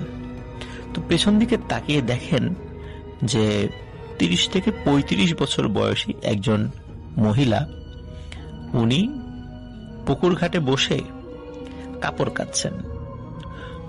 ওনার পাশে একটি বড় লাল বালতি রাখা, উনি সাদা কাপড় পরা। দূর থেকেই ওনার চেহারা বোঝা যাচ্ছিল, গোলগাল মুখ, সুন্দর চেহারা, ফর্সা। তখন আসিফ আলী ভাই চিন্তা করেন যে এখন আশেপাশে তো কেউ নেই, একা একজন মহিলা, একটু আগেও কাউকে দেখলাম না, তো উনি এখানে এসে কাপড় কাচ্ছেন, আবার উনি পুরুষ মানুষ, তারপর সাঁতার কাটতে নেমেছেন, 3/4 প্যান্ট পরা, ভেজা শরীর। এটা আশেপাশের মানুষ দেখলে কি বলবে, তাকেই বা কি বলবে, কারণ ওনারা তো এখানে ক্যাম্পেইনে এসেছেন, ওনারা লোকাল কেউ না। এই মহিলা হয়তো বা লোকাল। এখন যদি ওই মহিলাও মাইন্ড করে বা আশেপাশের লোকজন দেখলেও তারা কিছু মনে করে, নেতিবাচক কিছু ভাবে, এই জন্য উনি ওখানেই ওনার সাঁতার কাটা স্টপ করে দিয়ে পেছন দিকে ঘুরে আসতে থাকেন, যে আর দেরি করবেন না, দ্রুত উনি উঠে চলে যাবেন, যেহেতু একজন ভদ্র মহিলা আসছেন এখানে। তো উনি ফিরে আসছিলেন। ফিরে আসতে আসতে উনি চিন্তা করছেন যে এখানে তো চারদিকে, যেহেতু বিএনসিসির ক্যাম্পেইন হচ্ছে, চারদিকে বিভিন্ন জায়গায় তারা চেকপোস্ট বসিয়েছে, এটা নিয়ম অনুযায়ী করে আর কি বিএনসিসির বিভিন্ন ক্যাম্পেইনের সময়। তো আউটসাইডার মানে যদি কেউ আসে, তাহলে তো অবশ্যই তারা জিজ্ঞাসাবাদ করবে। আর বিগত কয়েকদিনে এখানে কোনো ধরনের কোনো আউটসাইডার আসেনি, কারণ এটা ওই সময়ের জন্য এটাকে একটা সংরক্ষিত এলাকা হিসাবে ঘোষণা করা হয়েছে। আর কোনো মহিলা মানুষ আসার তো প্রশ্নই আসে না, শুধু মসজিদে নামাজ পড়ার জন্য আগত মুসল্লিরা আসে। তো এখানেও তো মহিলা মানুষ আসার সুযোগ নেই। তো আশেপাশে এরকম সুযোগ যেহেতু নেই, তাহলে উনি কোথা থেকে আসলো? এই বিষয়টি উনি সাঁতার কাটতে কাটতে ভাবছিলেন। তো যাই হোক, উনি একটু আগেও যাকে দেখছিলেন, হঠাৎ করে উনি তাকিয়ে দেখেন যে পুকুর ঘাটে কেউ নেই। উনি চিন্তা করেন কি ব্যাপার, এক বালতি কাপড় নিয়ে মাত্রই বসলো, আমি দেখলাম মাত্র, এত তাড়াতাড়ি উনি কোথায় গেল? এত তাড়াতাড়িতে উঠে কোথাও চলে যাওয়ার কথা নয়। আর উনি কিন্তু পুকুরের মধ্য থেকেই মানে সাঁতার কাটতে কাটতে আশেপাশে তাকিয়ে দেখছিলেন, এবং পুকুর ঘাটটা কিন্তু খুব বেশি উঁচু ছিল না, মোটামুটি পানি বেশি ছিল, খুব বেশি উঁচু ছিল না। মানে ওই পুকুরের মাঝখানে থেকেও কিন্তু আশেপাশের অনেক দূর পর্যন্ত দেখা যায়। উনি ওখানে থেকেই চারদিকে তাকিয়ে কাউকে দেখতে পান না। যে মহিলা কোথায় গেল, এত তাড়াতাড়ি কোথায় গেল? হ্যাঁ, যেতে পারে যদি গাছে উঠে গাছের উপরে বসে থাকে, কিন্তু একজন মহিলা মানুষ শাড়ি পরা, সে নিশ্চয়ই গাছে উঠতে পারবে না। তাহলে ওই মহিলা কোথায় গেল, উনি এই চিন্তা করছে। যাই হোক, তিনি চলে যেতেই পারেন। এখন হঠাৎ করে আসিফ ভাই উনি নিজেকে ঠিক যেই জায়গা থেকে মানে পুকুরের মিডিল থেকে সাঁতার কাটা শুরু করেছিলেন, উনি ঠিক সেই জায়গাতেই নিজেকে আবিষ্কার করেন। কি ব্যাপার, আমি তাহলে এতক্ষণ যে সাঁতার কাটলাম ওই পদ্ম ফুলের ওখান থেকে, তো আমি তো একই জায়গায় আছি, ঘটনা কি? এতক্ষণে তো আমার ওই সিঁড়ির কাছে চলে আসার কথা, কিন্তু আমি তো আগের জায়গাতেই আছি। তো উনি চিন্তা করেন হতে পারে, ভুল হতেই পারে। উনি আবার সিঁড়ির দিকে যাওয়ার জন্য সাঁতার কাটতে শুরু করেন। ভয়ানক একটি ব্যাপার উনি ফিল করেন, সেটি হচ্ছে উনি ওনার সর্বশক্তি দিয়ে সাঁতার কাটছেন, কিন্তু মনে হচ্ছে উনি যেই জায়গাতে আছেন সেখান থেকে এক চুল পরিমাণ তিনি আগাতেও পারছেন না, পেছাতেও পারছেন না। পুকুরটি কিন্তু বেশ গভীর। এদিকে উনি ভালো সাঁতার জানলেও সর্বশক্তি দিয়ে সাঁতার কাটার চেষ্টা করতে থাকায় ওনার শরীরের শক্তি আস্তে আস্তে কমে আসছিল। উনি ভাবছিলেন যে হায়, এখন আমার কি হবে? যদি কোনো মানুষ আমাকে না দেখে তাহলে কিভাবে আমি এখান থেকে বেঁচে ফিরবো? এক আল্লাহ তাআলা ছাড়া আমাকে কেউ এখান থেকে আর বাঁচাতে পারবে না, কারণ ওনার শরীরের শক্তি কমে আসছিল। উনি মনে মনে ভাবছিলেন যে আমার বাবা মা সবসময় বলতো যে তুমি একা কখনো পুকুর ঘাটে যাবা না, সাঁতার কাটবা না, কারণ উনি ওনার পিতামাতার একমাত্র সন্তান। আর কথিত আছে যে পিতামাতার একমাত্র সন্তান যারা, তারা নদী, পুকুর, খাল, বিল, সমুদ্র এগুলোতে সাধারণত নামতে হয় না, এবং নামলেও সাথে লোক নিয়ে নামতে হয়। তো উনি ভাবছিলেন যে ওনার মা বাবা সবসময় এই যে বিভিন্ন ক্যাম্পেইন, বিএনসিসির বিভিন্ন কর্মকাণ্ড, তারপরে বাহিরে ঘুরতে যাওয়া, এগুলো বলতেন যে এগুলোর প্রয়োজন নেই। এখন যদি একটা দুর্ঘটনা ঘটে যায় তার মা বাবা কখনোই তাকে ক্ষমা করবেন না, উনি এটা ভাবছিলেন। আর এই ধরনের ভয়ঙ্কর সিচুয়েশনে উনি কি দোয়া পড়বেন, কি করবেন, এগুলো আসলে তার মাথায় আসছিল না। যে কি করবেন উনি ঠিক মানে বুঝতেই পারছিলেন না। তো যাই হোক, উনি তারপরেও প্রাণপণে সাঁতার কাটার চেষ্টা করছিলেন। এদিকে ওনার শরীরের শক্তি কিন্তু প্রায় শেষ হয়ে এসেছে। এর মধ্যে হঠাৎ একটি আশার আলো তিনি দেখতে পান। উনি দেখতে পান যে দূর থেকে কালো একটা বলের মতো লাফিয়ে লাফিয়ে তার দিকে আসছে। মনে হচ্ছে কেউ একটা বল ছুঁড়ে মেরেছে তার দিকে, এবং সেটি লাফিয়ে লাফিয়ে তার দিকে আসছে। জাস্ট খালি গোল একটা বলের মতো, সাথে অন্য কিছু নেই। তো উনি খুব খুশি হন যে এটা ধরে উনি ভেসে থাকতে পারবেন, এবং এটা ধরে উনি মানে পা দিয়ে সাঁতার কেটে কেটে তীরে ফিরতে পারবেন। উনি দেখতে পান যে ওই বলের মতো কালো জিনিসটি লাফিয়ে লাফিয়ে তার মাথা থেকে মানে তার শরীর থেকে 3 থেকে 4 হাত দূরে এসে থেমে গেল, এবং তিনি দেখলেন যে এই গোল যে জিনিসটি, এটি আসলে বল নয়, এটি একটি কোনো প্রাণীর মাথা, এবং এই মাথার উপর 2টো গোল গোল চোখ রয়েছে। কিন্তু মনে হচ্ছে যে এই মুখগুলো স্বাভাবিক নয়, একটু অস্বাভাবিক। চোখ দিয়ে এই আসিফ আলী ভাইয়ের দিকে তাকিয়ে চোখ পিটপিট করছে, মানে চোখের পলক ফেলছে। মনে হচ্ছে আসিফ আলী ভাইকে খুব গভীরভাবে সে দেখছে। আসিফ আলী ভাই এই বলরূপী এই মাথাটাকে তিনি দেখে বুঝতে পারলেন এটি আসলে একটি উদবিড়াল বা ভোদরের মাথা। কিন্তু এটা যদি ভোদরই হয় তাহলে তার সাথে থাকা বডি একটু আগে দেখছিলেন না কেন, শুধু গোল আকারের মাথাটি দেখছেন কেন? শুধু উনি প্রচন্ড ভয় পান এটি দেখে। উনি প্রচন্ড জোরে চিৎকার করতে থাকেন, বাঁচাও বাঁচাও বলে। এদিকে ওনার যেই ক্যাডেট সহযোগী যারা, তারা কিন্তু তখনও পুকুরে এসে পৌঁছেনি, মানে তারা আসছে কিন্তু তখন এসে পৌঁছেনি। এই যে এতগুলো ঘটনার কথা বললাম, এটি কিন্তু মাত্র মানে 5-6 মিনিটের ঘটনা, মানে 5-6 মিনিটের মধ্যে কিন্তু এতগুলো বিষয় ঘটেছে আর কি, কেন উনি পুকুরে ঝাঁপ দেওয়ার পরে। তো হঠাৎ করে আসিফ আলী ভাই দেখেন যে হঠাৎ ওই মাথাটি পানির নিচে ডুব দিল এবং গায়েব হয়ে গেল, আর নেই।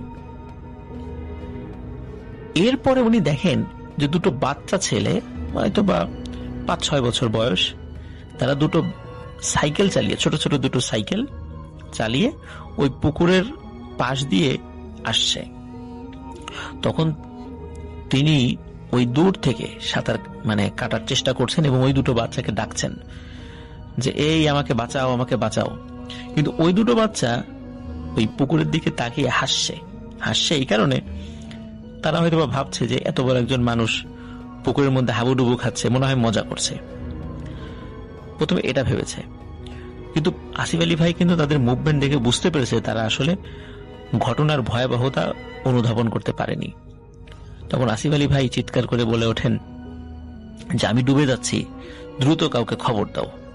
তখন এই দুটো বাচ্চা একে অন্যের দিকে তাকাতাকি করে এবং দ্রুত সাইকেল চালিয়ে চলে যায়। এর মধ্যে মানে অল্প সময়ের মধ্যে ওখানে কয়েকজন লোক চলে আসে। এর মধ্যে একজন একটু সুটেড বুটেড ছিল, তিনি প্রথমে এসেছেন আর কি। তো তিনি প্রথমে যখন আসেন, মানে ওই দুটো বাচ্চা হয়তোবা ওই কাছাকাছি ওনাকে পেয়েছে, ওনাকে বলেছে, এই জন্য তিনি সেখানে চলে এসেছেন। তিনি সেখানে এসে বলছেন যে আপনি এই মাছ পুকুরে কি করেন, সাঁতার কাটছেন তো তীরে আসেন। তখন আসিফ আলী ভাই বলছে আমি তীরে আসতে পারছি না, আমার শরীরের সমস্ত শক্তি শেষ, আমাকে দ্রুত বাঁচান, আমি ডুবে যাচ্ছি। মনে হচ্ছে পুকুরের নিচ থেকে কিছু লতা পাতা আমার পায়ের সাথে পেঁচিয়ে যাচ্ছে।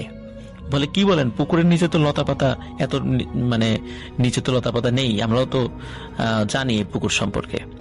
তখন আসিফ আলী ভাই বলছে যে ভাই কথা পরে বলেন, আগে আমাকে বাঁচান। তখন আসলে উনি তো খুব সুটেড বুটেড হয়েছিলেন, উনি জামা কাপড় খুলে আসলে পানিতে নামতে চাচ্ছিলেন না, এজন্য তিনি আবার উপরে উঠে যান এবং উনি দূর থেকে আরো কয়েকজনকে ডাকেন। এর মধ্যে যশোর যে MM college, Michael Madhusudan college, তো এই কলেজে অধ্যয়নরত এক ভাই, তার নাম হলো মোহাম্মদ আলী। তো উনি সেখানে চলে আসেন এবং তিনি সেখানে চলে আসার পর তখন তিনি বলেন যে ভাই আপনি হাত বাড়িয়ে দেন। তো ওদিকে আসিফ আলী ভাই উনি কিন্তু এর মধ্যে সাঁতার কাটতে কাটতে একটু একটু করে ওনার কাছে মনে হচ্ছিল উনি প্রায় কাছাকাছি চলে এসেছেন, মানে ওই সিঁড়ির কাছাকাছি চলে এসেছেন। তখন মোহাম্মদ আলী ভাই যখন বলেন যে ভাই আপনি হাত বাড়িয়ে দেন, আপনাকে টেনে তুলছি, তখন ওই আসিফ আলী ভাই হাত বাড়িয়ে দেন। তখন মোহাম্মদ আলী ভাই হাত ধরে টেনে ওনাকে সিঁড়ির উপরে তোলে। ওনাকে যখন সিঁড়ির উপর তোলে তখন ওই যশোর MM কলেজের আরো দুজন স্টুডেন্ট যারা এই ক্যাম্পেইনে এসেছিল, তখন তারা আসিফ আলী ভাইকে বলে যে আপনি এই পুকুরে নামছেন কেন? এই পুকুরে গোসল করা নিষেধ, আমরা কেউ নামি না, এই পুকুরে সমস্যা আছে, এই পুকুরে যেহেতু গোসল করা নিষেধ, আপনি নেমেছেন, একটা সমস্যায় পড়েছেন, এখন এই বিষয়টা কাউকে বলা যাবে না, আপনি আস্তে আস্তে হেঁটে হেঁটে আপনি যেখানে থাকেন সেখানে উঠে যান, যেহেতু এখানে নামা নিষেধ, বিষয়টি বললে কর্তৃপক্ষের কাছে জানলে বিষয়টা নিয়ে ঝামেলা হতে পারে, বিষয়টা এখানেই চেপে যান, পরবর্তীতে আপনার ট্রিটমেন্টের বিষয়টা আমরা আলোচনা করে ঠিক করছি, কিন্তু আপনি এই বিষয়টা আর কাউকে বলবেন না।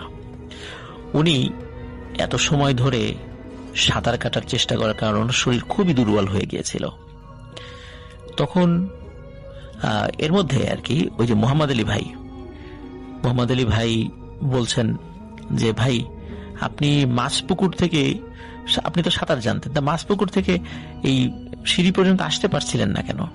তখন আসিফ আলী ভাই বলছে যে আসতে তো পারলাম, তো এই যে আমি সিঁড়ির কাছে চলে আসলাম, আপনি আমাকে হাত ধরে টেনে তুললেন। বলছে কি বলেন আপনি, এখানে তো আরো সবাই উপস্থিত ছিল, আমি তো আপনাকে মাছপুকুর থেকে হাত ধরে টেনে তুললাম। আসিফ আলী ভাই এই কথা শুনে খুবই অবাক হন, এটা কিভাবে সম্ভব? আমি সাঁতার কেটে এই তীরের কাছে চলে এসেছি, আর উনি নাকি আমাকে মাছপুকুর থেকে টেনে তুলেছে। বিষয়টা ওনার কাছে খুবই অদ্ভুত লাগে এবং উনি বুঝতে পারেন বিষয়টি মোটেও স্বাভাবিক নয়, এটি একটি প্যারানরমাল ঘটনা। কারণ ওনার কাছে যেটা মনে হয়েছে সেটা হয়তোবা ওনার একার কাছে মনে হয়েছে, কিন্তু মোহাম্মদ আলী ভাই যিনি বলছেন সেখানে তো আশেপাশে তো আরো লোক ছিল, তারাও কিন্তু একই কথা বলেছেন যে পুকুরের মাঝখান থেকে মোহাম্মদ আলী ভাই গিয়ে তাকে হাত ধরে নিয়ে এসেছেন। তার মানে হচ্ছে আসিফ আলী ভাই পুকুরের মাঝখানে কোনো একটা মায়াজালে আটকে গিয়েছিলেন, যেটা কোনোভাবেই উনি পার করে আসতে পারছিলেন না। অন্য মানুষ এসে যাওয়ার কারণে এই মায়াজালটি নষ্ট হয়ে যায় এবং তাকে ওইখান থেকে তারা আল্লাহর অশেষ রহমতে উদ্ধার করে। আসিফ আলী ভাই যখন ওনার রুমে চলে যান, রুমে চলে যাওয়ার পর ওনার শরীর খুবই দুর্বল হয়ে পড়ে এবং এতটা অসুস্থ হয়ে পড়েন যে ওনার রেগুলার যে প্যারেড, পিটি, ক্যাম্পেইনের অন্যান্য যে কাজগুলো সেগুলো উনি করতে পারছিলেন না। ক্যাম্পেইন প্রায় শেষ দিকে চলে আসছিল, উনি 2 দিন এতটা অসুস্থ ছিলেন যে 2 দিন যে কিভাবে গেছে উনি নিজেও বলতে পারেন না।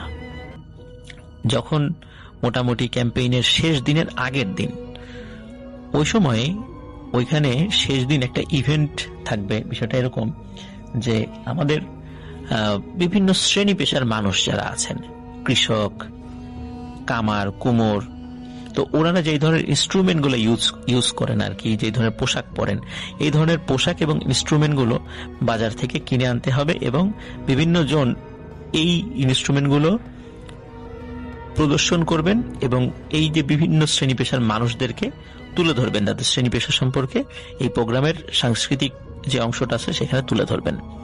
তো আসিফ আলী ভাই 2 দিন পরে একটু শরীরটা স্বাভাবিক অনুভব করেন, যেহেতু তিনি অসুস্থ ছিলেন যার কারণে তাকে কোনো ক্যাম্পেইনের অন্যান্য প্যারেড পিরিয়ড ডাকা হয়নি। তো উনি বাজারে যান, বাজারে গিয়ে ওনার মাথার ভিতর শুধু একটা বিষয় ঘুরপাক খাচ্ছে যে এই পুকুরের মধ্যে উদবিড়াল বা ভোদর কোথা থেকে আসলো। উনি চিন্তা করেছেন আশেপাশের কোনো মানুষ হয়তো বা ভোদর পালে বা কোনোভাবে এখানে ভোদর চলে আসতে পারে, একটু খোঁজ খবর নেই।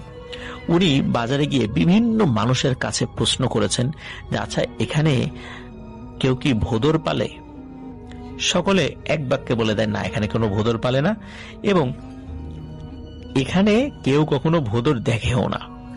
শুধু সাতক্ষীরা যেই উপকূলীয় অঞ্চল সেখানে কিছু মানুষ বিচিত্র পদ্ধতিতে মাছ সংগ্রহ করেন এবং তারা কিছু ভোদর পালেন। এই ভোদরগুলো বাঁধা থাকে, ওরা নৌকা থেকে ভোদরগুলোকে পানির মধ্যে নামিয়ে দেন, ভোদরগুলো মাছ ধরে এনে নৌকায় রাখে। এইভাবে কিছু মানুষ ভোদর পালে, কিন্তু লোকালি কেউ কোনো ভোদর পালে না এবং আশেপাশের কোনো এলাকায় কেউ কখনো ভোদর দেখেও না। আর ভোদর মূলত পানিতে থাকে, সুতরাং এখানে কেউ কখনো ভোদর দেখেনি। আর আশেপাশের জলাশয়গুলো রয়েছে সেখানে কোনো ভোদর নেই, ভোদরের অস্তিত্ব নেই, থাকলেও সেটা সাতক্ষীরার উপকূলীয় অঞ্চলে আছে, যশোরে নেই। তো উনি যখন অনেক খোঁজাখুঁজি করার পরেও এই বিষয়ে কোনো তথ্য পেলেন না, তখন তিনি নিশ্চিত হলেন ওটা আসলে ভোদর রূপী পানির কোনো জিন ছিল, যেটি ওনার একদম সামনে চলে এসেছিল এবং এটাকে উনি একদম সামনাসামনি প্রত্যক্ষ করেছিলেন।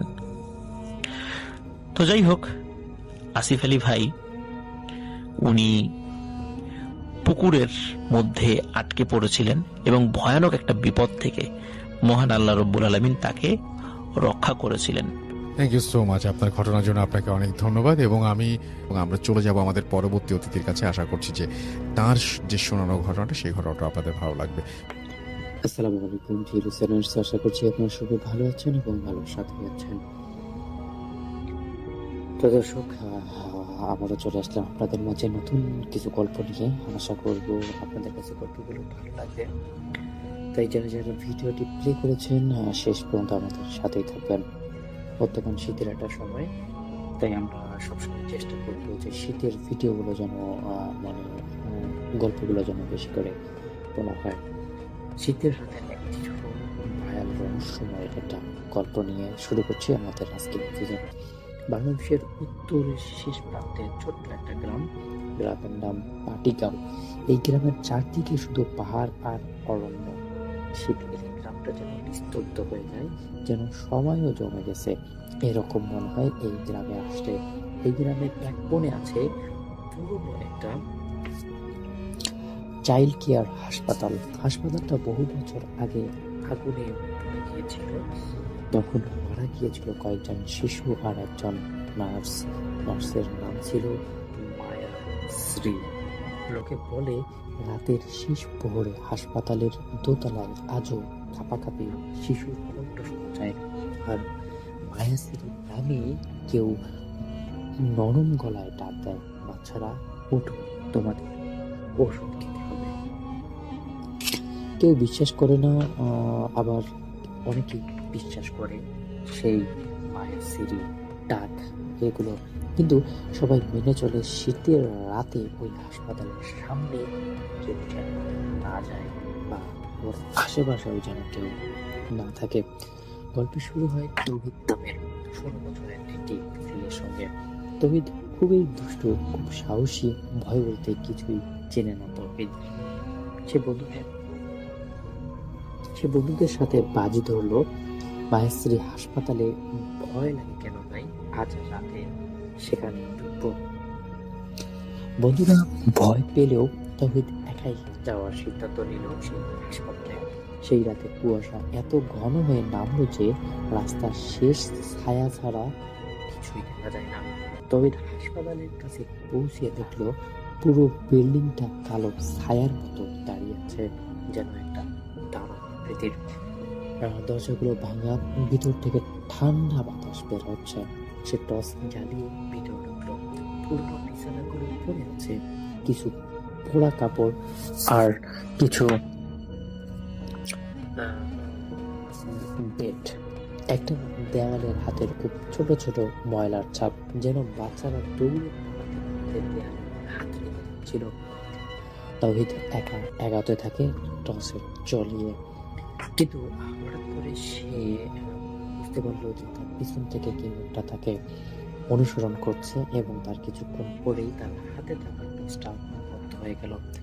ঘর একদম অন্ধকার, নীরব এবং অনেকটাই ভয়ঙ্কর একটা অবস্থা। যে অন্ধকার ঘরে হঠাৎ করে টক টক একটা শব্দ এলো, যেন কেউ উপর হাঁটছে। শিশুদের খুব হালকা পায়ের শব্দ, একটু পর নরম ক্লান্ত নারী কণ্ঠস্বর, বাচ্চারা আমার সাথে এসো। তাওহীদের শরীর ঠান্ডা হয়ে গেল। এটা কি সত্যি নাকি আসলে আমার বন্ধুরা আমাকে ভয় পাওয়াচ্ছে? কণ্ঠটা আবার শোনা গেল, তুমি তো নতুন, তুমি কোথায় যাবে? এই কথা শুনে তাওহীদের তো একদম শরীর বরফ হয়ে গেল।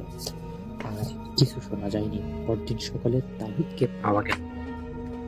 গ্রাম জুড়ে ওই হুল্লোড় শুরু হয়ে গেল। সবাই বলল সে আর বাঁচবে না, মায়াশ্রী তাকে নিয়ে গেছে তার নতুন ঠিকানায়। কিন্তু তাওহীদের ছোট বোন আরাবিয়া তাকে খুব ভালোবাসে। সে বিশ্বাস করেই না তার ভাই হারিয়েছে। আপন ভাইকে ধরে আনবে সেই সংকল্পে সে সিদ্ধান্ত নিল সেও হাসপাতালে যাবে। রাতে সবাই ঘুমানে আরাবিয়া লুকিয়ে বের হলো। শীতের রাত, সবাই ঘর বন্ধ। হাসপাতালের সামনে সে পৌঁছাতেই অদ্ভুত গন্ধ শুনতে পেল, যেন পুরনো কাপড়ের। আবিরা ধীরে ধীরে ঢুকতেই হাওয়ার মাঝে ভেসে এলো কাপা শিশুর কণ্ঠ। কাঁদনা মা, এখন নারীর কণ্ঠ, একদম নরম, ভাঙ্গা, স্বাভাবিকভাবে নিজের ভাইয়ের কণ্ঠ সে শুনতে পেল সেখানে। আরিবার বুক কেঁপে উঠল। সে এগিয়ে গেল নামহীন অ্যাওয়ার্ডে। সামনে দেখা গেল একটা সাদা অ্যাপ্রন পরা নারী, লম্বা, কঙ্কলসর, চুল দুটো এত কালো যে আলো গিলে খেয়ে নিচ্ছে। তিনি হাসলেন, তুই তোর ভাইকে খুঁজতে এসেছিস? আরিবা কেঁপে উঠলেন। তাওহিদ কোথায়? তাওহিদকে আমি নিয়ে যাব। তাওহিদ আমার ভাই হয়। নারী তার কথা শুনে ধীরে ধীরে মাথা ঝাঁকিয়ে বলল, ও তো আমার বাচ্চা। তুমি কি ওকে নিতে এসেছ? নরম কিন্তু খাঁটি দুষ্ট একটি ছেলে। এই কথা শুনে আরিয়া তো খানিকটা ভয় পেয়ে গেল এবং হঠাৎ নারীর পিছন থেকে ছুটে কুয়াশা থেকে বের হয়ে কয়েকটি শিশুর ছাওয়া। তাদের চোখ ফাঁকা, মুখ একদম মানে কালো ভরা, সারা শরীরে পড়া দাগ। শিশুরা একসাথে বলল, আমাদের সাথে খেলো। আরিবা এবার ভয় পেয়ে পিছুতে লাগলো। নারী বলল, সময় শেষ, তুমি এখন আমার। কথা শেষ হওয়ার আগে আরিবার পায়ের নিচ থেকে গাছ ভাঙার মতো শব্দ হয়ে মেঝেটা ফেটে গেল। আরিবা নিচে পড়ে যেতে লাগলো, যেখানে কান্নাকাটি ছাড়া কিছুই সে শুনতে পারলো না। সেই মুহূর্তে তার একটা হাত তাকে টেনে তুলল। সেই হাতটা তাওহীদের। সে বেঁচে আছে, কিন্তু তার মুখ নিস্তব্ধ, চোখ ফাঁকা, মুখে শুধু একটা কথা, চল, দেরি হয়ে গেছে। দুজন দূরত্বে লাগলো। পিছন থেকে নারীর অট্টহাসি, ফিরে আসো আমার বাচ্চারা, তোমরা শুধু হারিয়ে গেছো। দেওয়ালগুলো কেঁপে উঠছে, টেবিলগুলো উড়ে যাচ্ছে। শিশুরা দৌড়ে পিছনে আসছে, তাদের পায়ের শব্দ একদম নিস্তব্ধ হয়ে উঠছে। এরপর আরিবা এবং তাওহীদ তারা আসলে সেই হাসপাতাল পার করে নিজেদের বাড়ির দিকে চলে আসলো। দর্শক, আমাদের গল্পটি আপনাদের কাছে কেমন লাগলো অবশ্যই কিন্তু আমাদের মতামতগুলো জানিয়ে যাবেন আমাদের কমেন্টে। তো ভালো থাকেন, সুস্থ থাকেন, আবারও দেখার জন্য নতুন কোনো ভিডিওতে। আল্লাহ হাফেজ। মুহূর্তে আছেন আপনাদের সবার প্রিয় ডক্টর আলিফ, এবং যার ঘটনা আপনারা সবসময় শুনতে চান, শুনতে পছন্দ করেন, শুনতে ভালোবাসেন, এবং আমন্ত্রণ জানাচ্ছি আমাদের আজকের এই এপিসোডে ঘটনা শেয়ার করার জন্য। ঘটনাটি হচ্ছে একটি কালো জাদুকে নিয়ে, ব্ল্যাক ম্যাজিক রিলেটেড ঘটনা। এবং ঘটনাটি ঘটে ওনার চাচার পরিবারের সাথে। ওনার চাচার পরিবারের 4 জন সদস্য ছিলেন, চাচি এবং তার 2 ছেলে। ওনার বড় ছেলে তখন ক্লাস 10-এ পড়তো, আর ছোট ছেলের বয়স ছিল 6 বছর। তো ঘটনা শুরু হয় 2014 সালের প্রথম দিকে। ওনার চাচার বাড়ি বর্ণনা একটু দিলে ভালো হয়।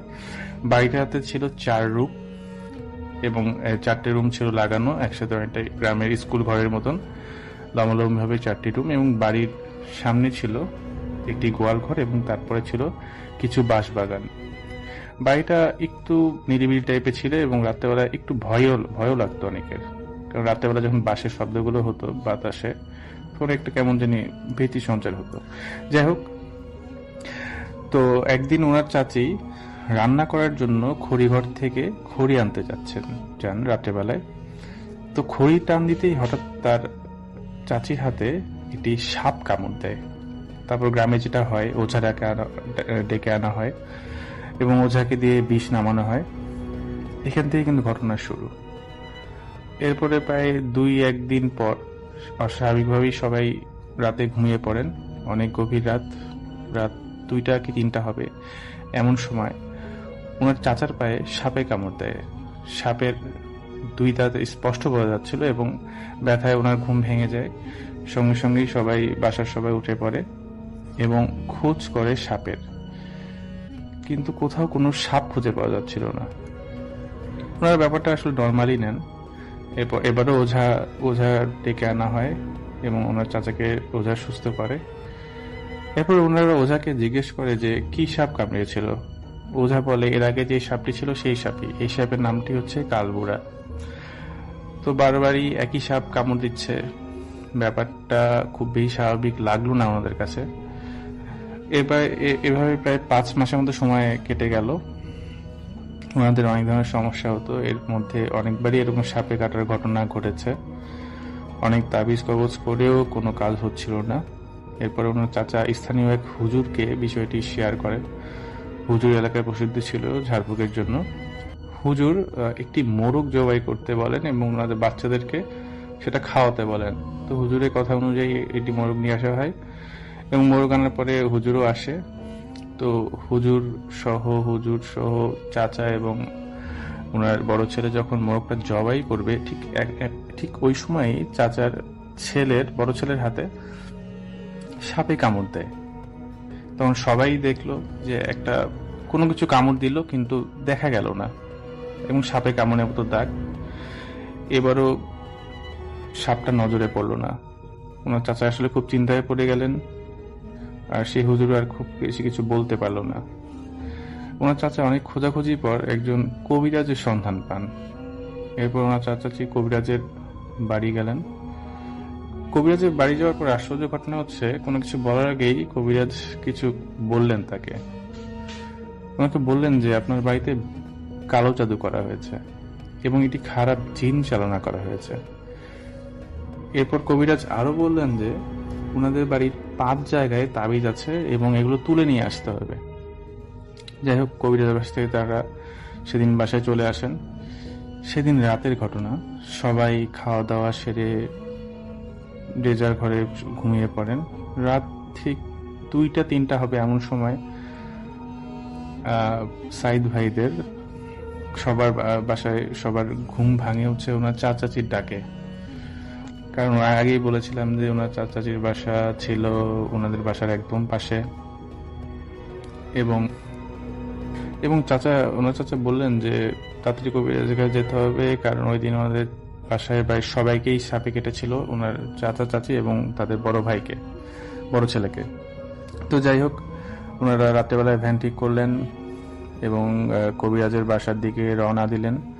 কবিরাজের বাড়ি ওনার চাচার বাড়ি থেকে প্রায় 5 কিলোমিটার মতো দূরত্বে ছিল। কবিরাজের বাড়ি পার যেতে হলে একটা বড় মাঠ পেরিয়ে যেতে হয়। মাঠটির 2 পাশে রাস্তা, এবং ওই দিনের বর্ণনা বলতে গেলে ওই দিনটা ছিল আকাশ পুরোপুরি পরিষ্কার, চাঁদও ছিল আর কি, রাস্তাটা পরিষ্কার দেখা যাচ্ছিল। ওনারা যখন মাঠের কাছে পৌঁছালেন, হঠাৎ মেঘ ছাড়াই প্রচন্ড ঝড় বৃষ্টি শুরু হচ্ছিল। মনে হচ্ছিল যে সবকিছু একদম উড়িয়ে নিয়ে যাবে। ওনাদের কারোই বুঝতে বাকি রইল না কি হচ্ছে ওনাদের সাথে। ওনারা সবাই দৌড়াদৌড়ি করতে লাগলেন। মাঠটা পার হতেই সবকিছু একদম নর্মাল হয়ে গেল। এরপর ওনারা কবিরাজের বাসায় পৌঁছালেন। এরপর কবিরাজ কিছু কাজ করলো এবং তারা সবাই সুস্থ হয়ে গেলেন এবং ভোরে সবাই সবার বাসায় ফিরলেন। কবিরাজ ওনার চাচাকে বলে দিয়েছিল যে তাবিজগুলো কোথায় কোথায় আছে। চাচা সেই কবিরাজের যে জায়গাগুলো বলেছিলেন ওই জায়গাগুলো তাবিজগুলো খুঁজে পান। তাবিজগুলো ছিল তাদের বাড়ির 4 কোণে 4টি, এবং ওনার বেডরুম, চাচা যে রুমে থাকতেন সেই রুমে বিছানার তোষকের ভিতরে মোট 5টি তাবিজ। এরপরে ওনার চাচা চাচি তাবিজগুলো নিয়ে আবার কবিরাজের কাছে যান। কবিরাজ এগুলো রেখে দিয়ে বললেন যে সামনের বৃহস্পতিবার আসতে, এবং আরো বলে দিলেন যে এই বৃহস্পতিবারের আগ পর্যন্ত আপনারা কেউ ওই বাসায় যাবেন না। অন্য কেউ থাকতে পারবে, কোনো সমস্যা হবে না, কিন্তু আপনারা যাবেন না। যাই হোক, পারিবারিক সিদ্ধান্তে হলো যে সাইদ ভাই এবং ওনার এক কাজিন ওনার চাচাচির বাসায় থাকবেন, আর ওনার চাচারা ওনাদের বাসায় থাকবেন। তো চাচার বাসায় সাইদ ভাইকে থাকতে হলো, যদিও থাকার ওনার মোটেও ইচ্ছা ছিল না। তো ওনারা প্রায় 2 রাত ওই বাসায় থাকলেন এবং ওনার চাচারা ওনাদের বাসায় থাকলেন, এবং সাইদ ভাইদের কিন্তু ওই বাসায় কোনো সমস্যা হয়নি এবং ওনার চাচাচিরও কোনো সমস্যা হয়নি ওই বাসাতে। তো এরপরে বৃহস্পতিবার যেদিন কবিরাজ যেতে বলেছিল সেদিন ওনারা সবাই যান। তো কবিরাজ সেদিন অনেক কিছু কাজ করেছিলেন, যেমন ওনাদেরকে মানে চাচাকে এবং চাচিকে একটি রুমে নিয়ে যান। ওই রুমে কবিরাজ এবং একটি ছোট ছেলে ছিল। ঘরটি ছিল অন্ধকার, সময়টি ছিল বিকাল।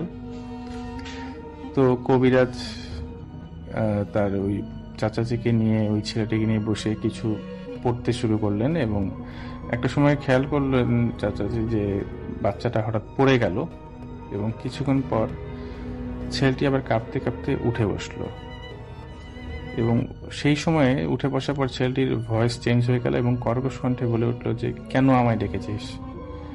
কবিরাজ তখন বললেন, তুই কে, কেন এসেছিস, আর এদের কেন ক্ষতি করছিস। তখন সেই বাচ্চাটি মানে জিনটি যার উপর ভর করেছিল সে বলছিল যে আমি ইচ্ছা করে আসিনি, আমাকে পাঠানো হয়েছে ওদের পরিবারকে নির্বংশ করার জন্য। যতক্ষণ না পর্যন্ত ওদের মারতে পারছি ততক্ষণ পর্যন্ত ওদের ছাড়বো না। সেই জিনটিকে অনেক বোঝানোর পরও কাজ হচ্ছিল না। কবিরাজটি অনেক চেষ্টা করেছিলেন, শেষ পর্যন্ত জিন কিছু শর্ত দেয় এবং কিছু কাজ করতে বলে, যেগুলো করলে জিনটি চলে যাবে। যাই হোক, কাজটি পরে কবিরাজ ওনার চাচাকে বুঝিয়ে দিয়েছিল। কাজটি ছিল এমন যে একটি রাস্তার নাম বলছি না, রাস্তার 3টা মোড় ছিল। রাস্তাটিতে কোনো এক শেষ রাতে, মানে একদম ভোর রাতের আগে যে সময়টা, 2টা থেকে 3টা এমন সময়, একটি সাদা ছাগল সেই রাস্তায় ছেড়ে দিয়ে আসতে হবে।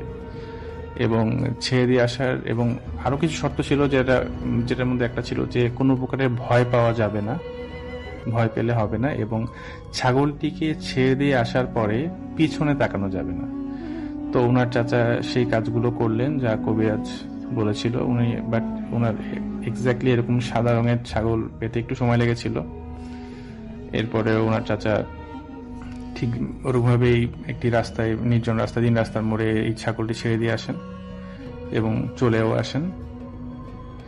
এবং পরবর্তীতে উনি জানতে পারেন যে পরবর্তীতে সেই দিন, মানে যেদিন ছাগলটি ছেড়েছিলেন তার পরের দিন ওই জায়গাটায় উনি যান এবং দেখেন যে, এবং এলাকার অনেকে দেখেছিল যে একটি ছাগলটির মাথাটা নেই কিন্তু বডিটা আছে আর কি, মাথাটাকে কেউ মনে হচ্ছে অনেকটা ছিঁড়ে নিয়ে গেছে, এমন ধরনের। তো যাই হোক, এরপরে কবিরাজ ওনাদের বাসায় আবারও আসেন, বাসাটিকে বন্ধ করে দেন। এরপর থেকে ওনার চাচাদের পরিবারে আর কোনো সমস্যা হয়নি। তো এটাই ছিল ঘটনা। থ্যাংক ইউ সো মাচ আপনার ঘটনার জন্য, আপনাকে অনেক ধন্যবাদ। এবং আমি এখন যেটা করব সেটা হচ্ছে চলে যাব সরাসরি আমাদের পরবর্তী যে অতিথি আছেন তার কাছে। আসসালামু আলাইকুম লিসেনার্স, আমি এম বিন ইমরান, মিরপুর, ঢাকা থেকে। আজকে আপনাদের সঙ্গে যে ঘটনাটা শেয়ার করব সেটা আমার সঙ্গে ঘটে যাওয়া ঘটনা। ব্যক্তিগতভাবে আমি ভূতে বা এসব ভৌতিক জীবনের ঘটনাগুলো তেমন বিশ্বাস করতে চাইতাম না। বন্ধুদের সাথে যখন আড্ডা হতো ওরা বললো আমি হাসতাম, সত্যি কি এমন সম্ভব? এত বছর পেরিয়ে এই প্রযুক্তির শহরেও কি এগুলোর অস্তিত্ব আছে? কিন্তু এক ঘটনা যে আমার জীবনের এই বাস্তবতাগুলো আমাকে বিশ্বাস করতে বাধ্য করলো। যাই হোক লিসেনার্স, সেদিনের গল্পটাই আজকে আপনাদের শেয়ার করছি। কি হয়েছিল? গ্রামে আমি গেলেই আমার প্রথম ঘোরাফেরা করার আনন্দটা এবং এই মুহূর্তটা সব থেকে পছন্দ হয় আমার বন্ধুদের এবং আমার নিজেরও। ওদের সঙ্গে আমার আড্ডা দিতে খুব ভালো লাগে। তো সেদিন ওদেরকে বলছিলাম যে আমার ভূতের বা এসব যে মানুষের সঙ্গে ঘটে আমার তেমন এগুলা ভয় লাগে না। তোরা আমাকে হাসতে হাসতে বললো, ঠিক আছে একটা কাজ করি, তাহলে তোমাকে এক জায়গায় নিয়ে যাব, একটা পরিত্যক্ত বাড়ি আছে, এখানে তুমি গেলে তুমি দেখো কিছু ফিল করতে পারো কিনা বা তোমার ভয় লাগে কিনা। তো ঠিক আছে, সেদিন বিকালবেলা ওদের সাথে যখন গল্প হচ্ছিল তো বললাম যে ঠিক আছে আমরা তাহলে সন্ধ্যার পরে যাব। তো রাতের বেলায় প্রায় তখন 7টা বাজে, এই সময় আমরা 3 জন ছিলাম। তো ওরা আমাকে বললো ঠিক আছে চলো তাহলে সেখানে যাই। তো যাওয়ার পথে আমাদের সামনে হঠাৎ করে একটা কালো বিড়াল টাইপের কিছু একটা চলে আসলো এবং আমার এরকম অনেকে আমি বলতে শুনেছি যে কালো বিড়াল নাকি সামনে আসলে কোনো অঘটন হয় বা বিপদ হতে পারে। তা এগুলো আমি এমন বিশ্বাস করতাম না, হয়তো মানুষের একটা বানানো রীতি এটা। তো আমরা বললাম ঠিক আছে চলো। তো ওরা একটু ভয় পাচ্ছিল যে আজকে যাওয়া ঠিক হবে, আবার কেমন যেন রাতও হয়ে যাচ্ছিল, আস্তে আস্তে করে কেমন ঝিরঝির বৃষ্টি পড়াটা মুহূর্ত, মানে কেমন আমার কাছেও লাগছিল, কিন্তু আসলে আমি ভাবলাম সবকিছু স্বাভাবিক, এটা তেমন ভয়ের কিছু না। তো ওদের সঙ্গে এরকম আড্ডা দিতে দিতে অনেকক্ষণ হয়ে গেল। তো বললাম ঠিক আছে বৃষ্টিটা তো কমছে না, ঝিরঝির করে পড়তেছে, চলো এর মধ্যে আমরা যাই, ব্যাপার না। তো প্রায় আমরা আধা ঘন্টার মতো পথ হাঁটলাম এবং যাওয়ার সময় তেমন কোনো সমস্যা হচ্ছিল না, কিন্তু আমার কাদার মধ্যে যখন পা দিচ্ছিলাম একটু সমস্যা হচ্ছিল, মানে হাঁটতে। রোডটা কাঁচা রোড ছিল, তো একটু সমস্যা হচ্ছিল এবং বললো যে বাড়িটার বেশি দূর নেই, এখন তুমি কি করবা, তুমি যাও, আমরা থাকি এখানে দাঁড়িয়ে। তো আমি বললাম না আমি কেন একা যাবো, তোমরাও চলো, তোমরা যেহেতু বললা। তো ওরা একটু ভয় পাচ্ছিল, বাট তারপরে আমি ওদেরকে নিয়ে গেলাম। তো বাড়িটার যে যাওয়ার রাস্তাটা হচ্ছে ভেতরে অনেক জঙ্গল, প্রায় বলতে গেলে 2-4 মিনিট হাঁটা হয়, এরপরেই একটা বাড়ি এবং তার আশপাশে কোনো বাড়ি নেই এবং বলতে গেলে ওইখান থেকে মানুষদের বাড়িঘর বা লোক জনবলের বাড়িও প্রায় অনেক দূরের দিকেই। তো আমি সেখানে বললাম ঠিক আছে, আমি তাহলে তোমাদেরকে যেহেতু নিয়ে আসছি তো চলো এই বাড়িটার ভিতরে যাই। তো ওরাও একটা সময় বললো যে আসলে আমি কি বলতেছি, এত রাতের বেলা এমনি রাতে গেছে, তারপর ওদের আসার সময় ভালো লাগতেছিল না, খুব অসুস্থ লাগতেছিল এবং আমারও একটু মনে হচ্ছিল, কিন্তু আসলে আমি চাচ্ছিলাম যে সব বাড়িটার ভিতরে হচ্ছেটা কি বা কি এই পরিবেশ। টিনের একটা ঘর এবং বলতে গেলে ভেতরে গেটটা খোলা টাইপের মধ্যে ছিল, অনেকদিন পুরনো। তা আমি ভিতরে ঢুকতেই কেমন যেন একটা বিকট রকম শব্দ, মানে এটা মনে হলো যে টিনের উপর কিছুটা পড়লো। তো আমরা তিনজন ঢুকে আমরা আসলে একজনকে বললাম ঠিক আছে বাইরে যে দেখো কিছু পড়তেছে কিনা বা কি হলো হঠাৎ করে আকাশ থেকে এমন কিছু তো পড়ার কথা না, হয়তো আশপাশে নারকেল গাছের কিছু পড়তে পারে বা কোনো কেউ ইট মারলো কিনা আমাদের দেখে এরকম কিছু। তো ওরা খুব ভয় পাচ্ছিল, তো ওরা বের হতে যাচ্ছিল না, আমি বের হলাম এবং আমাদের ফোনে লাইট জ্বালিয়ে আমরা মানে ঘরটা পুরো অন্ধকার ছিল এবং রাতের সময়। তো আমরা পরে দেখলাম যে সেখানে কিছুই নাই বাইরে। তো এরপর আরো ভয় লাগলো যে আসলে এমন ভাবে আসার পর থেকে একটার পর একটা হচ্ছেই সমস্যা। বিড়াল দেখতে পেলাম, তারপরে মাথা ব্যথা হচ্ছে হাঁটার সময়, বৃষ্টির মধ্যে কেমন যেন একটা অদ্ভুত রকম গন্ধ পাচ্ছি, মানে একটা মনে হচ্ছে যে পোড়া পুরো একটা গন্ধ, খুব বাজে রকম। এবং আরেকটা ব্যাপার হচ্ছে যে কিছুক্ষণ পর পর কুকুরের যে একটা ডাক, মানে কান্নার ডাক এরকম হচ্ছিল। তো আমরা আর বেশিক্ষণ সেখানে দাঁড়াতে চাচ্ছিলাম না, ভাবলাম আমরা ব্যাক করি। তো ঠিক ব্যাক করব এই মুহূর্তে আসলে আমার একটা সমস্যার সৃষ্টি হয়, সেটা হচ্ছে যে আমার পায়ের মধ্যে আলপিন টাইপের কিছু একটা ঢুকে যায়। তো আমি খুব চিৎকার করে উঠে যাই, আসলে এটা কি হলো পায়ে, মানে এটা পায়ের নিচে থাকা স্যান্ডেলের মধ্যে দিয়ে কিভাবে কাটলো আমি জানি না, কিন্তু আমার খুব ব্যথা লাগতো। আমরা বললাম যে ঠিক আছে এখানে 5-10 মিনিট বসি, আর আমার হাঁটার মতো শক্তি নেই। তো ওই বাড়ির সামনে আমি বসে আছি আমরা তিনজন, এবং ও বলতেছে যে তোমরা তাদের চলো, এখানে থাকা ঠিক হবে না। তো পরে আসার সময় আসলে তেমন কোনো ক্ষতি হয়নি, কিন্তু কেমন যেন একটা আমাদের খুবই মানে বৃষ্টি একটু ঝিরঝির হচ্ছে এবং রাতের সময় তারপর গরম লাগতেছিল এবং রুমটার মধ্যে এমন একটা অবস্থা, মানে রুমের মধ্যে ছোট একটা খাট পড়েছিল, এটা চৌকি টাইপের হবে, আর একটা র্যাক, কিছু কাপড় চোপড় ছিল এবং ওগুলা খুব বলতে গেলে নোংরা, এবং আর তেমন কিছু নাই, যে কিছু পোড়া কাগজ টাগজ এখানে পড়েছিল। ঠিক আমরা আসতে যাব ওই মুহূর্তে আমরা দেখতে পাই যে একটা ওই সেম টাইপের বিড়াল ওইখানে আবার চলে আসে। তো কেমনে কি হইতেছে আমরা বুঝতেছিলাম, এবং তখন প্রায় রাত 9টার মতো বেজে গেছে। তো আমাদের মনে হয় যে সামথিং রং, এবং আমি তখন বিলিভ করতেছিলাম যে আসলে কিছু একটা তো এখানে হইতে পারে। তাহলে বললাম ঠিক আছে চলো। তো যখন হাঁটতেছি, হাঁটার মুহূর্তে আমাকে একজন বলতেছে যে আচ্ছা পেছন থেকে কি কেউ ডাকতেছে আমাদেরকে। আমি বললাম পেছন থেকে কে ডাকবে, আমরা তো প্রায় বাড়ি থেকে 2-4 মিনিট ধরে হাঁটতেছি, এখন তো ওখানে কেউ নাইও, বা কে চিনবে এত রাতে। এবং বাড়ি গ্রাম এলাকায় দেখবেন যে আপনারা 8টা বাজলে বা 9টা বাজলে পুরো নিস্তব্ধ এলাকাটা হয়ে যায়। তো ঠিক সেভাবে আমি যখন দেখলাম যে আসলে এত রাতে তো পসিবল না, তখন বললাম তোমরা চলো, এখানে বেশিক্ষণ দাঁড়ানো ঠিক হবে না। কারণ আমি বুঝতেছিলাম যে আসলে এই যে একটা পর একটা হইতেছে, এটা স্বাভাবিক কিছু না, অস্বাভাবিক হয়তো হওয়ার সম্ভাবনাই আছে বেশি। তো এরপরেই আমাকে বললো যে পেছন থেকে নাকি ওদেরকে কে মানে হাত ধরে টানতেছে, যে মনে হচ্ছে যে এই কোন একটা মানুষ হাত ধরে ফেলছে, হাত ধরে খুব পিছন থেকে জোরে করে টানতেছে। তো ওরা হঠাৎ করে দাঁড়ায়, মানে হাঁটতে জোরে করে দাঁড়ায় পড়ছে, কি হলো। আমি মানে আমি ওদের বলতেছিলাম যে কি হলো হঠাৎ করে তোমাদের, তোমরা এমন দাঁড়ায় পড়লা কেন। তো বলতেছে যে ভাই মনে হয় কেউ পিছন থেকে হাত ধরে টানতেছে। তাই বললাম ঠিক আছে তোমরা তাহলে এদিক দিয়ে বাড়ি চলে যাও, তোমাদের আর আমার সাথে যাওয়ার দরকার নেই, বেজিক কোর্স তোমাদের সমস্যা হচ্ছে, আর তোমাদেরকে নিয়ে আমি চাচ্ছি না। এবং ওদের বাড়িটা একটু আমার বাড়ি থেকে যেতে প্রায় 10 মিনিট লাগে। তো ওই রোড দিয়ে যেখানে ছিলাম আমরা হাঁটতেছিলাম, ওইখান দিয়ে ওদের বাসাটা কাছে এমন কিছু একটা। তো আমি বললাম ঠিক আছে তুমি যাও, তোমরা চলে যাও। তা আমি আসতেছি, তো ওই সময় আমার সামনে একটা লোক হঠাৎ করে ডাক দিল যে এদিকে আসো। তো আমি বললাম যে বলেন। তো লোকটার পরনে একটা সাদা জুব্বা টাইপের ছিল এবং মাথায় পাগড়ি বাঁধে।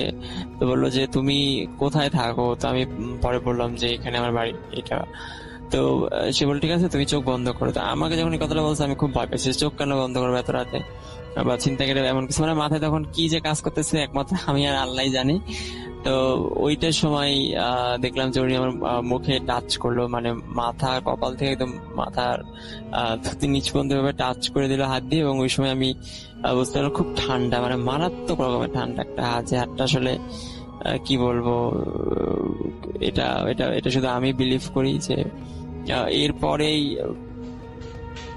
আমি বাড়িতে গেলাম এবং আমার আমার বাড়ির লোকজন বললো যে আমার চোখে নাকি নিচে কেমন কালো একটা দাগ পড়ে গেছে। এবং আমি বাড়িতে এসে আমি যখনই ভাবলাম যে উজু করি, এমন জায়গা থেকে আসছি, তো উজু করতে যাই দেখলাম যে আমার পায়ের ওই যে আলপিনটা ওটা ঢুকছিল, ওটার ব্যথাটা নাই, ব্যথাটা অনেক কমে গেছে। এবং পরে 2-1 দিন পর ওই জায়গা থেকে আমরা জানতে পারলাম যে আসলে আমাদের ওইখানে যাওয়ার আগে, তার কিছুদিন আগে ওখানে লাশ আত্মহত্যা করে। ওইখানে একটা ভাইয়া ওইখানে আত্মহত্যা করেছিল এবং সে তারপর থেকে নাকি একটু বেশি সমস্যা, এখানে কেউ মানে যাওয়া আসা করে না, গেট বন্ধ থাকে, লক থাকে।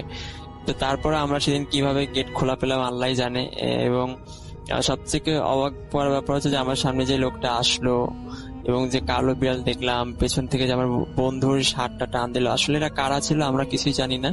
কিন্তু আমার কাছে মনে হয় যে বাস্তবিক জীবনে হয়তো হ্যাঁ, ভৌতিক একটা অভিজ্ঞতা বা একটা যে অনুভূতি, এই জগতের কিছুটা অস্তিত্ব আছে, এটা সত্য। এবং আমি মনে করি যে আসলে যারাই রাতের বেলা চলাফেরা করবেন তারা অবশ্যই আগুন জাতীয় কিছু রাখার চেষ্টা করবেন। সেটা ম্যাচ হতে পারে বা লাইটার হতে পারে, কারণ আসলে এরা এটা ভয় পায়। তো সেদিন আমার কাছে হয়তো ছিল না দেখে আমি এমন কোনো ব্যবস্থা করতে পারিনি। কিন্তু আসলে এই ব্যাপারগুলা যাদের সঙ্গে ঘটে তারাই বুঝতে পারে যেটা কত ভৌতিক এবং অদ্ভুত রকমের ঘটনা। আর একটা মানুষের হাত তো এত ঠান্ডা হওয়ার কথা না, মানে তাদের হাত যে পরিমাণ ঠান্ডা ছিল, সেই ঠান্ডাটা আসলে আমাদের খুব, মানে আমি বেসিক্যালি আসলে মনে করি যে এইভাবে সে মাথা থেকে থুতনি পর্যন্ত যে হাত পোলাই দিল, হয়তোবা এটা সেই জানে যে সে কেন করছে। কিন্তু ব্যাপারটা আমার কাছে খুব উইয়ার লাগছে এবং এরপর আমি হেঁটে আসতেছিলাম, আমার ভয় লাগতেছিল না। আলহামদুলিল্লাহ এখন আমি ভালো আছি। থ্যাংক ইউ সো মাচ আপনার ঘটনার জন্য, আপনাকে অনেক ধন্যবাদ। এবং আমি এখন যেটা করব সেটা হচ্ছে চলে যাব সরাসরি আমাদের পরবর্তী যে অতিথি আছেন তার কাছে।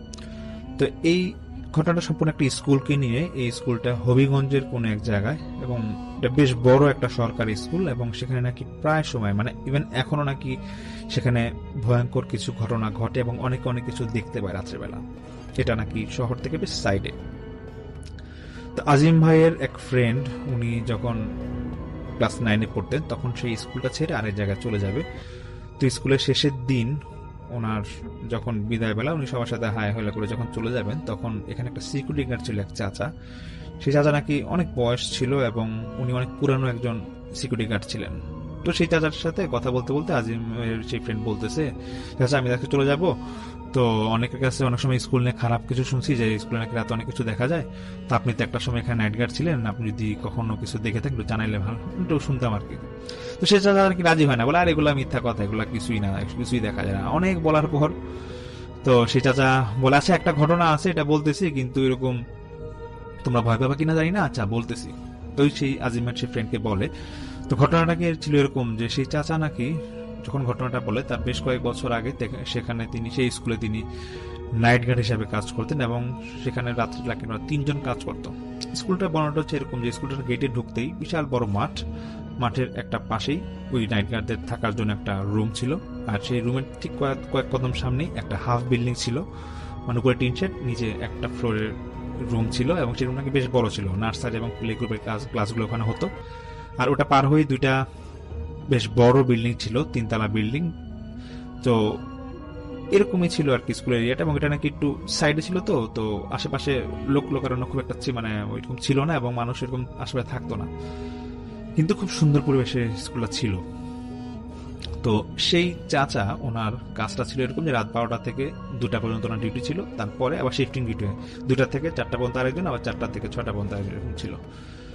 তো চাচা নাকি রাত্রে এরকম ওনাদের এরকম অভ্যাস ছিল এরকম যে প্রতি রাতেই ওনাকে প্রতিটা স্কুলের রুম উনি চেক করতো যে তালা মারা আছে কিনা, সবগুলো জানালা লাগানো আছে কিনা, সব চেক করতো। কারণ ওনাদের একটা গ্রুপ ছিল সকালে জানালা এবং তালা লাগা যেত এবং ওনারা চাচারা এই কাজটাই করতো। বিশেষ করে এই কাজগুলো করতো যখন কোনো পরীক্ষা হবে, পরীক্ষার আগের দিন। তো যাই হোক, সেই চাচা একদিন নাকি ওই বড় বিল্ডিং উনি যায়, তো উনি গিয়ে 1তলা চেক করতেছে, সব ঠিক, 2তলা চেক করতেছে, তাও ঠিক, 3তলা তো ছাদ। তো উনি যখন ওনার ডিউটি শেষ করে রাত্রে 1:30 কি 1:45টার দিকে যখন নিচে নামে, তিনি হঠাৎ করে নিচে নামার পর উনি ফিল করতেছিল যেন পিছে কিছু একটা দেখতেছে। উনি হঠাৎ করে ঘুরতেই দেখে 3তলায় ছাদের মধ্যে কেউ একজন দাঁড়ায় আছে এবং অনেক ভয়ঙ্কর, মানে একটু লম্বা আকৃতির এরকম দাঁড়ায় আছে। মানুষটা যে এরকম লম্বা আকৃতি হয় তার থেকে বেশ লম্বা, এরকম সেটা দাঁড়ায় আছে। এটা দেখার পর ওর চাচা ভাবে যে হয়তো ওনার বয়স হয়ে গেছে, চোখের ভুল। উনি আবার টর্চ মারতেছিল, তো টর্চ মারার পর দেখতেছে কিছুই দেখা যায় না। উনি নাকি বিল্ডিং এর ঠিক নিচে বরাবর কাছাকাছি যখন আসে আবার দেখতেছে দেখে যে স্পষ্ট কিছু একজন দাঁড়ায় আছে, কিন্তু এটার চেহারাও দেখা যাচ্ছে না, কিছুই দেখা যাচ্ছে না। চাচা ভাবে যে হয়তো উনি চোখের ভুল, বা আবারও উনি নিজে মনে করে যে হয়তো অন্য মানুষ আছে যেন কিছু ভুল দেখতেছে। তো উনি আবার ওনার রুমে এসে পড়ে। এরকম টানা কয়েকদিন উনি সেম জিনিস দেখতেছে। তখন নাকি তিনি সেখানে নতুন নাইট গার্ড হিসাবে কাজ শুরু করে আর কি।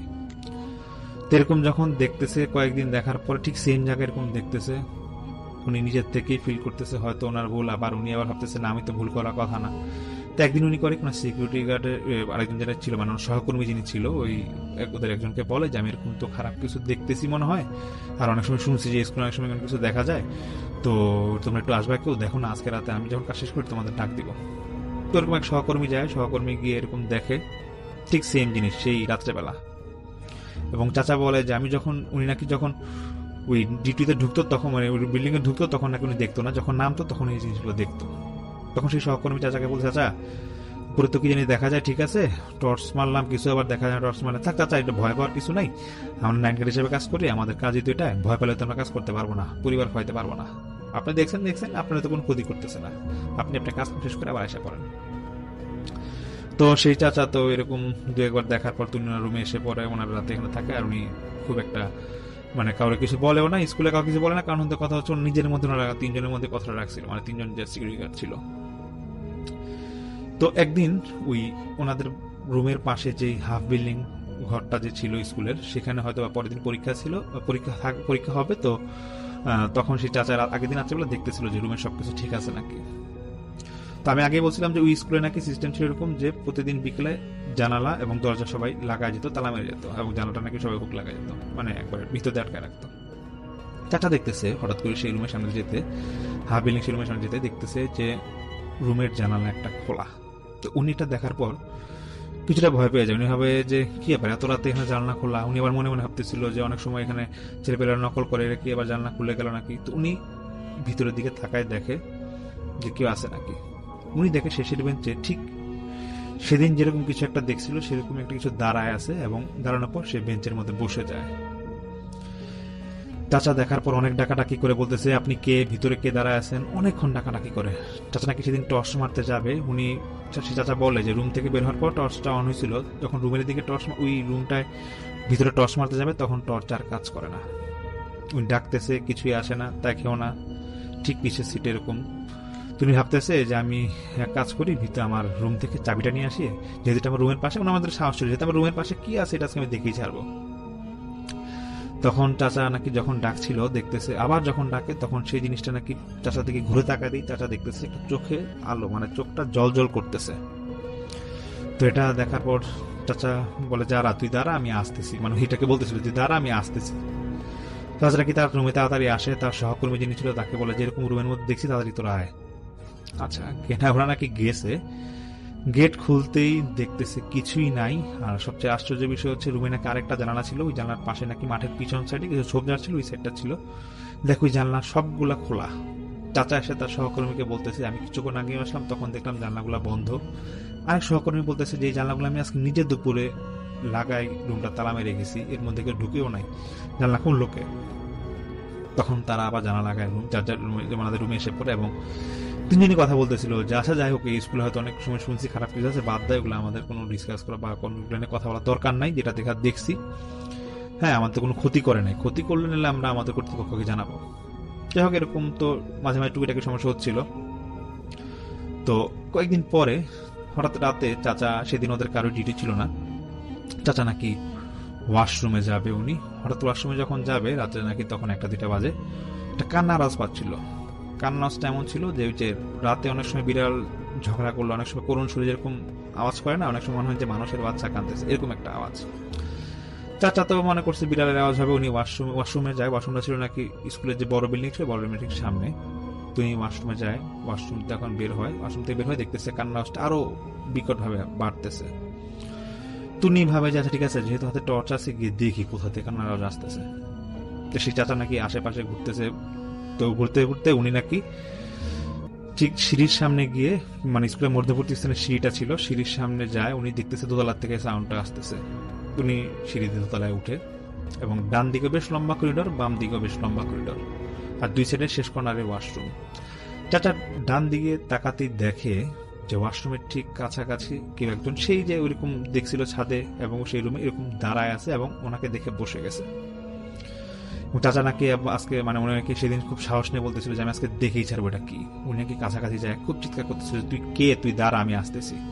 টর্চ জ্বালায় জ্বালায় যখন চাচা যাচ্ছিল, হঠাৎ করে ওইটা যখন কাছাকাছি আসবে, দেখুন আর টর্চটার আলো কমে গেছে, এবং সেটা নাকি সেদিনের মতো আবার তাকাচ্ছে চাচার দিকে, এবং চাচা নাকি স্পষ্ট দেখে মানুষ অ্যাক্সিডেন্ট করলে মানুষের চেহারা যেমন বিকৃত হয়ে যায়, সেরকম একটা বিকৃত চেহারা, এবং চোখটা খুব জল করছে, এবং এটা একটা কালো কালার একটা চাদর পরা, মানে উনি অন্ধকারটা দেখছিল, এবং এটা উনি দেখার সঙ্গে সঙ্গে চিৎকার করে নাকি স্কুলের দোতলা থেকে নিচের দিকে নেমে যায়, এবং উনি নাকি পা পিছলে পড়ে উনি খুব ব্যথা পায়। এমন সময় ওনার সেন্স নাকি থাকে না, ওনার সহকর্মী যারা ছিল ওনারা নাকি এরকম চিৎকার শুনে চাচাকে এসে নিয়ে যায়। চাচা সেন্স আসে ওই ঠিক ফজরের সময়, তখন চাচাকে জিজ্ঞেস করে চাচা কি সমস্যা হয়েছে, বলতেছে আমি এরকম এরকম দেখছি, আমার খুব ভয় লাগতেছিল। তো সিকিউরিটি গার্ড যারা বাকি যারা ছিল, সহকর্মী যারা ছিল, তারা বলতেছে দাদা দেখেন এই স্কুলের সমস্যা আছে আমরা জানি, এবং এটা যে রেগুলার হচ্ছে এখন এটা আমরা এখন বুঝতেছি, এখন আমরা যেহেতু আমাদের পরিবার বাঁচাইতে হবে, পেট বাঁচাইতে হবে, আমাদের কাজ করতে হবে, কিছু করেন না, এগুলো ভয় পাইলে হবে না। আর আপনি কেন দেখতে গেছেন, যেটা আছে আছে, ওটা নিয়ে আপনি চিন্তা করা লাগবে না। তো তখন নাকি চাচার টানা কয়েকদিন জ্বর, আর সেই চাচা নাকি বেশ নাম করা একজন সিকিউরিটি গার্ড ছিল সেই স্কুলের, ওনার নাকি সচরাচর ছুটি নিতেন না, যেহেতু ওনার জ্বর ছুটি লাগছে নেওয়া। তো তখন নাকি অন্যান্য টিচার বা যারা কর্তৃপক্ষ ছিল তারা বলতেছে কি সমস্যা, উনি এতদিন ছুটিতে কোনো অসুস্থ হয়ে গেল নাকি। তখন বাকি যে সহকর্মী ছিল দুজন, ওরা বলতে বাধ্য হয় যে হ্যাঁ চাচা এই জিনিসগুলো দেখছে, যদি সম্ভব হয় চাচাকে দিনের বেলা রিভিউ দেন। তখন ওনারা কর্তৃপক্ষ বলে যে আসলে তো আমরা যারা পুরান যারা ছিল কর্তৃপক্ষ, তারা বলে যে হ্যাঁ আমরা শুনছি স্কুলটা অনেক সময় অনেক কিছু দেখা যায়, এগুলো তো গবেষণা করার দরকার নাই, যেটা আবার হয়েছে ঠিক আছে স্যার আমরা দিনে ডিউটি দিচ্ছি। তো সে চাচা বলে তারপর থেকে তিনি দিনে ডিউটি করেন, রাতে আর করেন না। তবে এটা সত্য যে এখনো নাকি সেই স্কুলে অনেক সময় অনেক কিছু দেখা যায় রাত্রেবেলা, আর এটাই আমাকে সেই আজিম ভাই সেটা ঘটনা শেয়ার করে, এবং আজিম ভাইকে অনেক ধন্যবাদ এরকম একটা ঘটনা শেয়ার করার জন্য, আর আশা করছি আপনার ঘটনা ভালো লাগবে। ডিয়ার লিসেনার, আশা করি এই এপিসোডের মধ্যে আপনারা যে ঘটনাগুলো শুনতে পারলেন প্রত্যেকটি ঘটনাই ভালো লেগেছে। তবে এই এপিসোডের মধ্যে কোন ঘটনাগুলো সব থেকে ভালো লেগেছে, কার ঘটনা শুনতে আপনারা ইচ্ছুক, অবশ্যই কমেন্ট সেকশনে জানিয়ে দেবেন। যেমন আরজে রাসেল ভাই, আফনান ভাই, বাবু ভাই, ডক্টর আলী ভাই, এনাদের সহ আরও অনেকেরই যে ঘটনাগুলো সব থেকে ভয়ানক এবং সব ঘটনা এবং ভয়ানক ঘটনাগুলো আপনাদের মাঝে ভালো লাগে, সেই ঘটনাগুলো কমেন্ট সেকশনে জানিয়ে দেবেন। আমি পরবর্তী এপিসোডে ঠিক সেই ধরনের ঘটনা দেওয়ার জন্য চেষ্টা করব। ডিয়ার লিসেনার, আপনারা চাইলে এই চ্যানেলে ঘুরে আসতে পারেন। এই চ্যানেলে অসংখ্য এপিসোড পাবলিশ করা আছে যা শুধুমাত্র বাছাইকৃত ভয়ানক ঘটনা। আপনারা বাছাই করা ভয়ানক ঘটনাগুলো পছন্দ করেন বলে প্রতিনিয়ত আমি বিভিন্ন জায়গা থেকে এই ঘটনাগুলো বাছাই করে প্রতিনিয়ত রাত 10টা বাজে পাবলিশ করে থাকি। তো প্রিয় লিসেনার, আজকের জন্য এখানেই বিদায় নেব। আবারও আগামীকাল নতুন কিছু বাছাই করা ভয়ানক ঘটনা নিয়ে আপনাদের মাঝে চলে আসব। সকলেই ভালো থাকবেন, সুস্থ থাকবেন। আল্লাহ হাফেজ।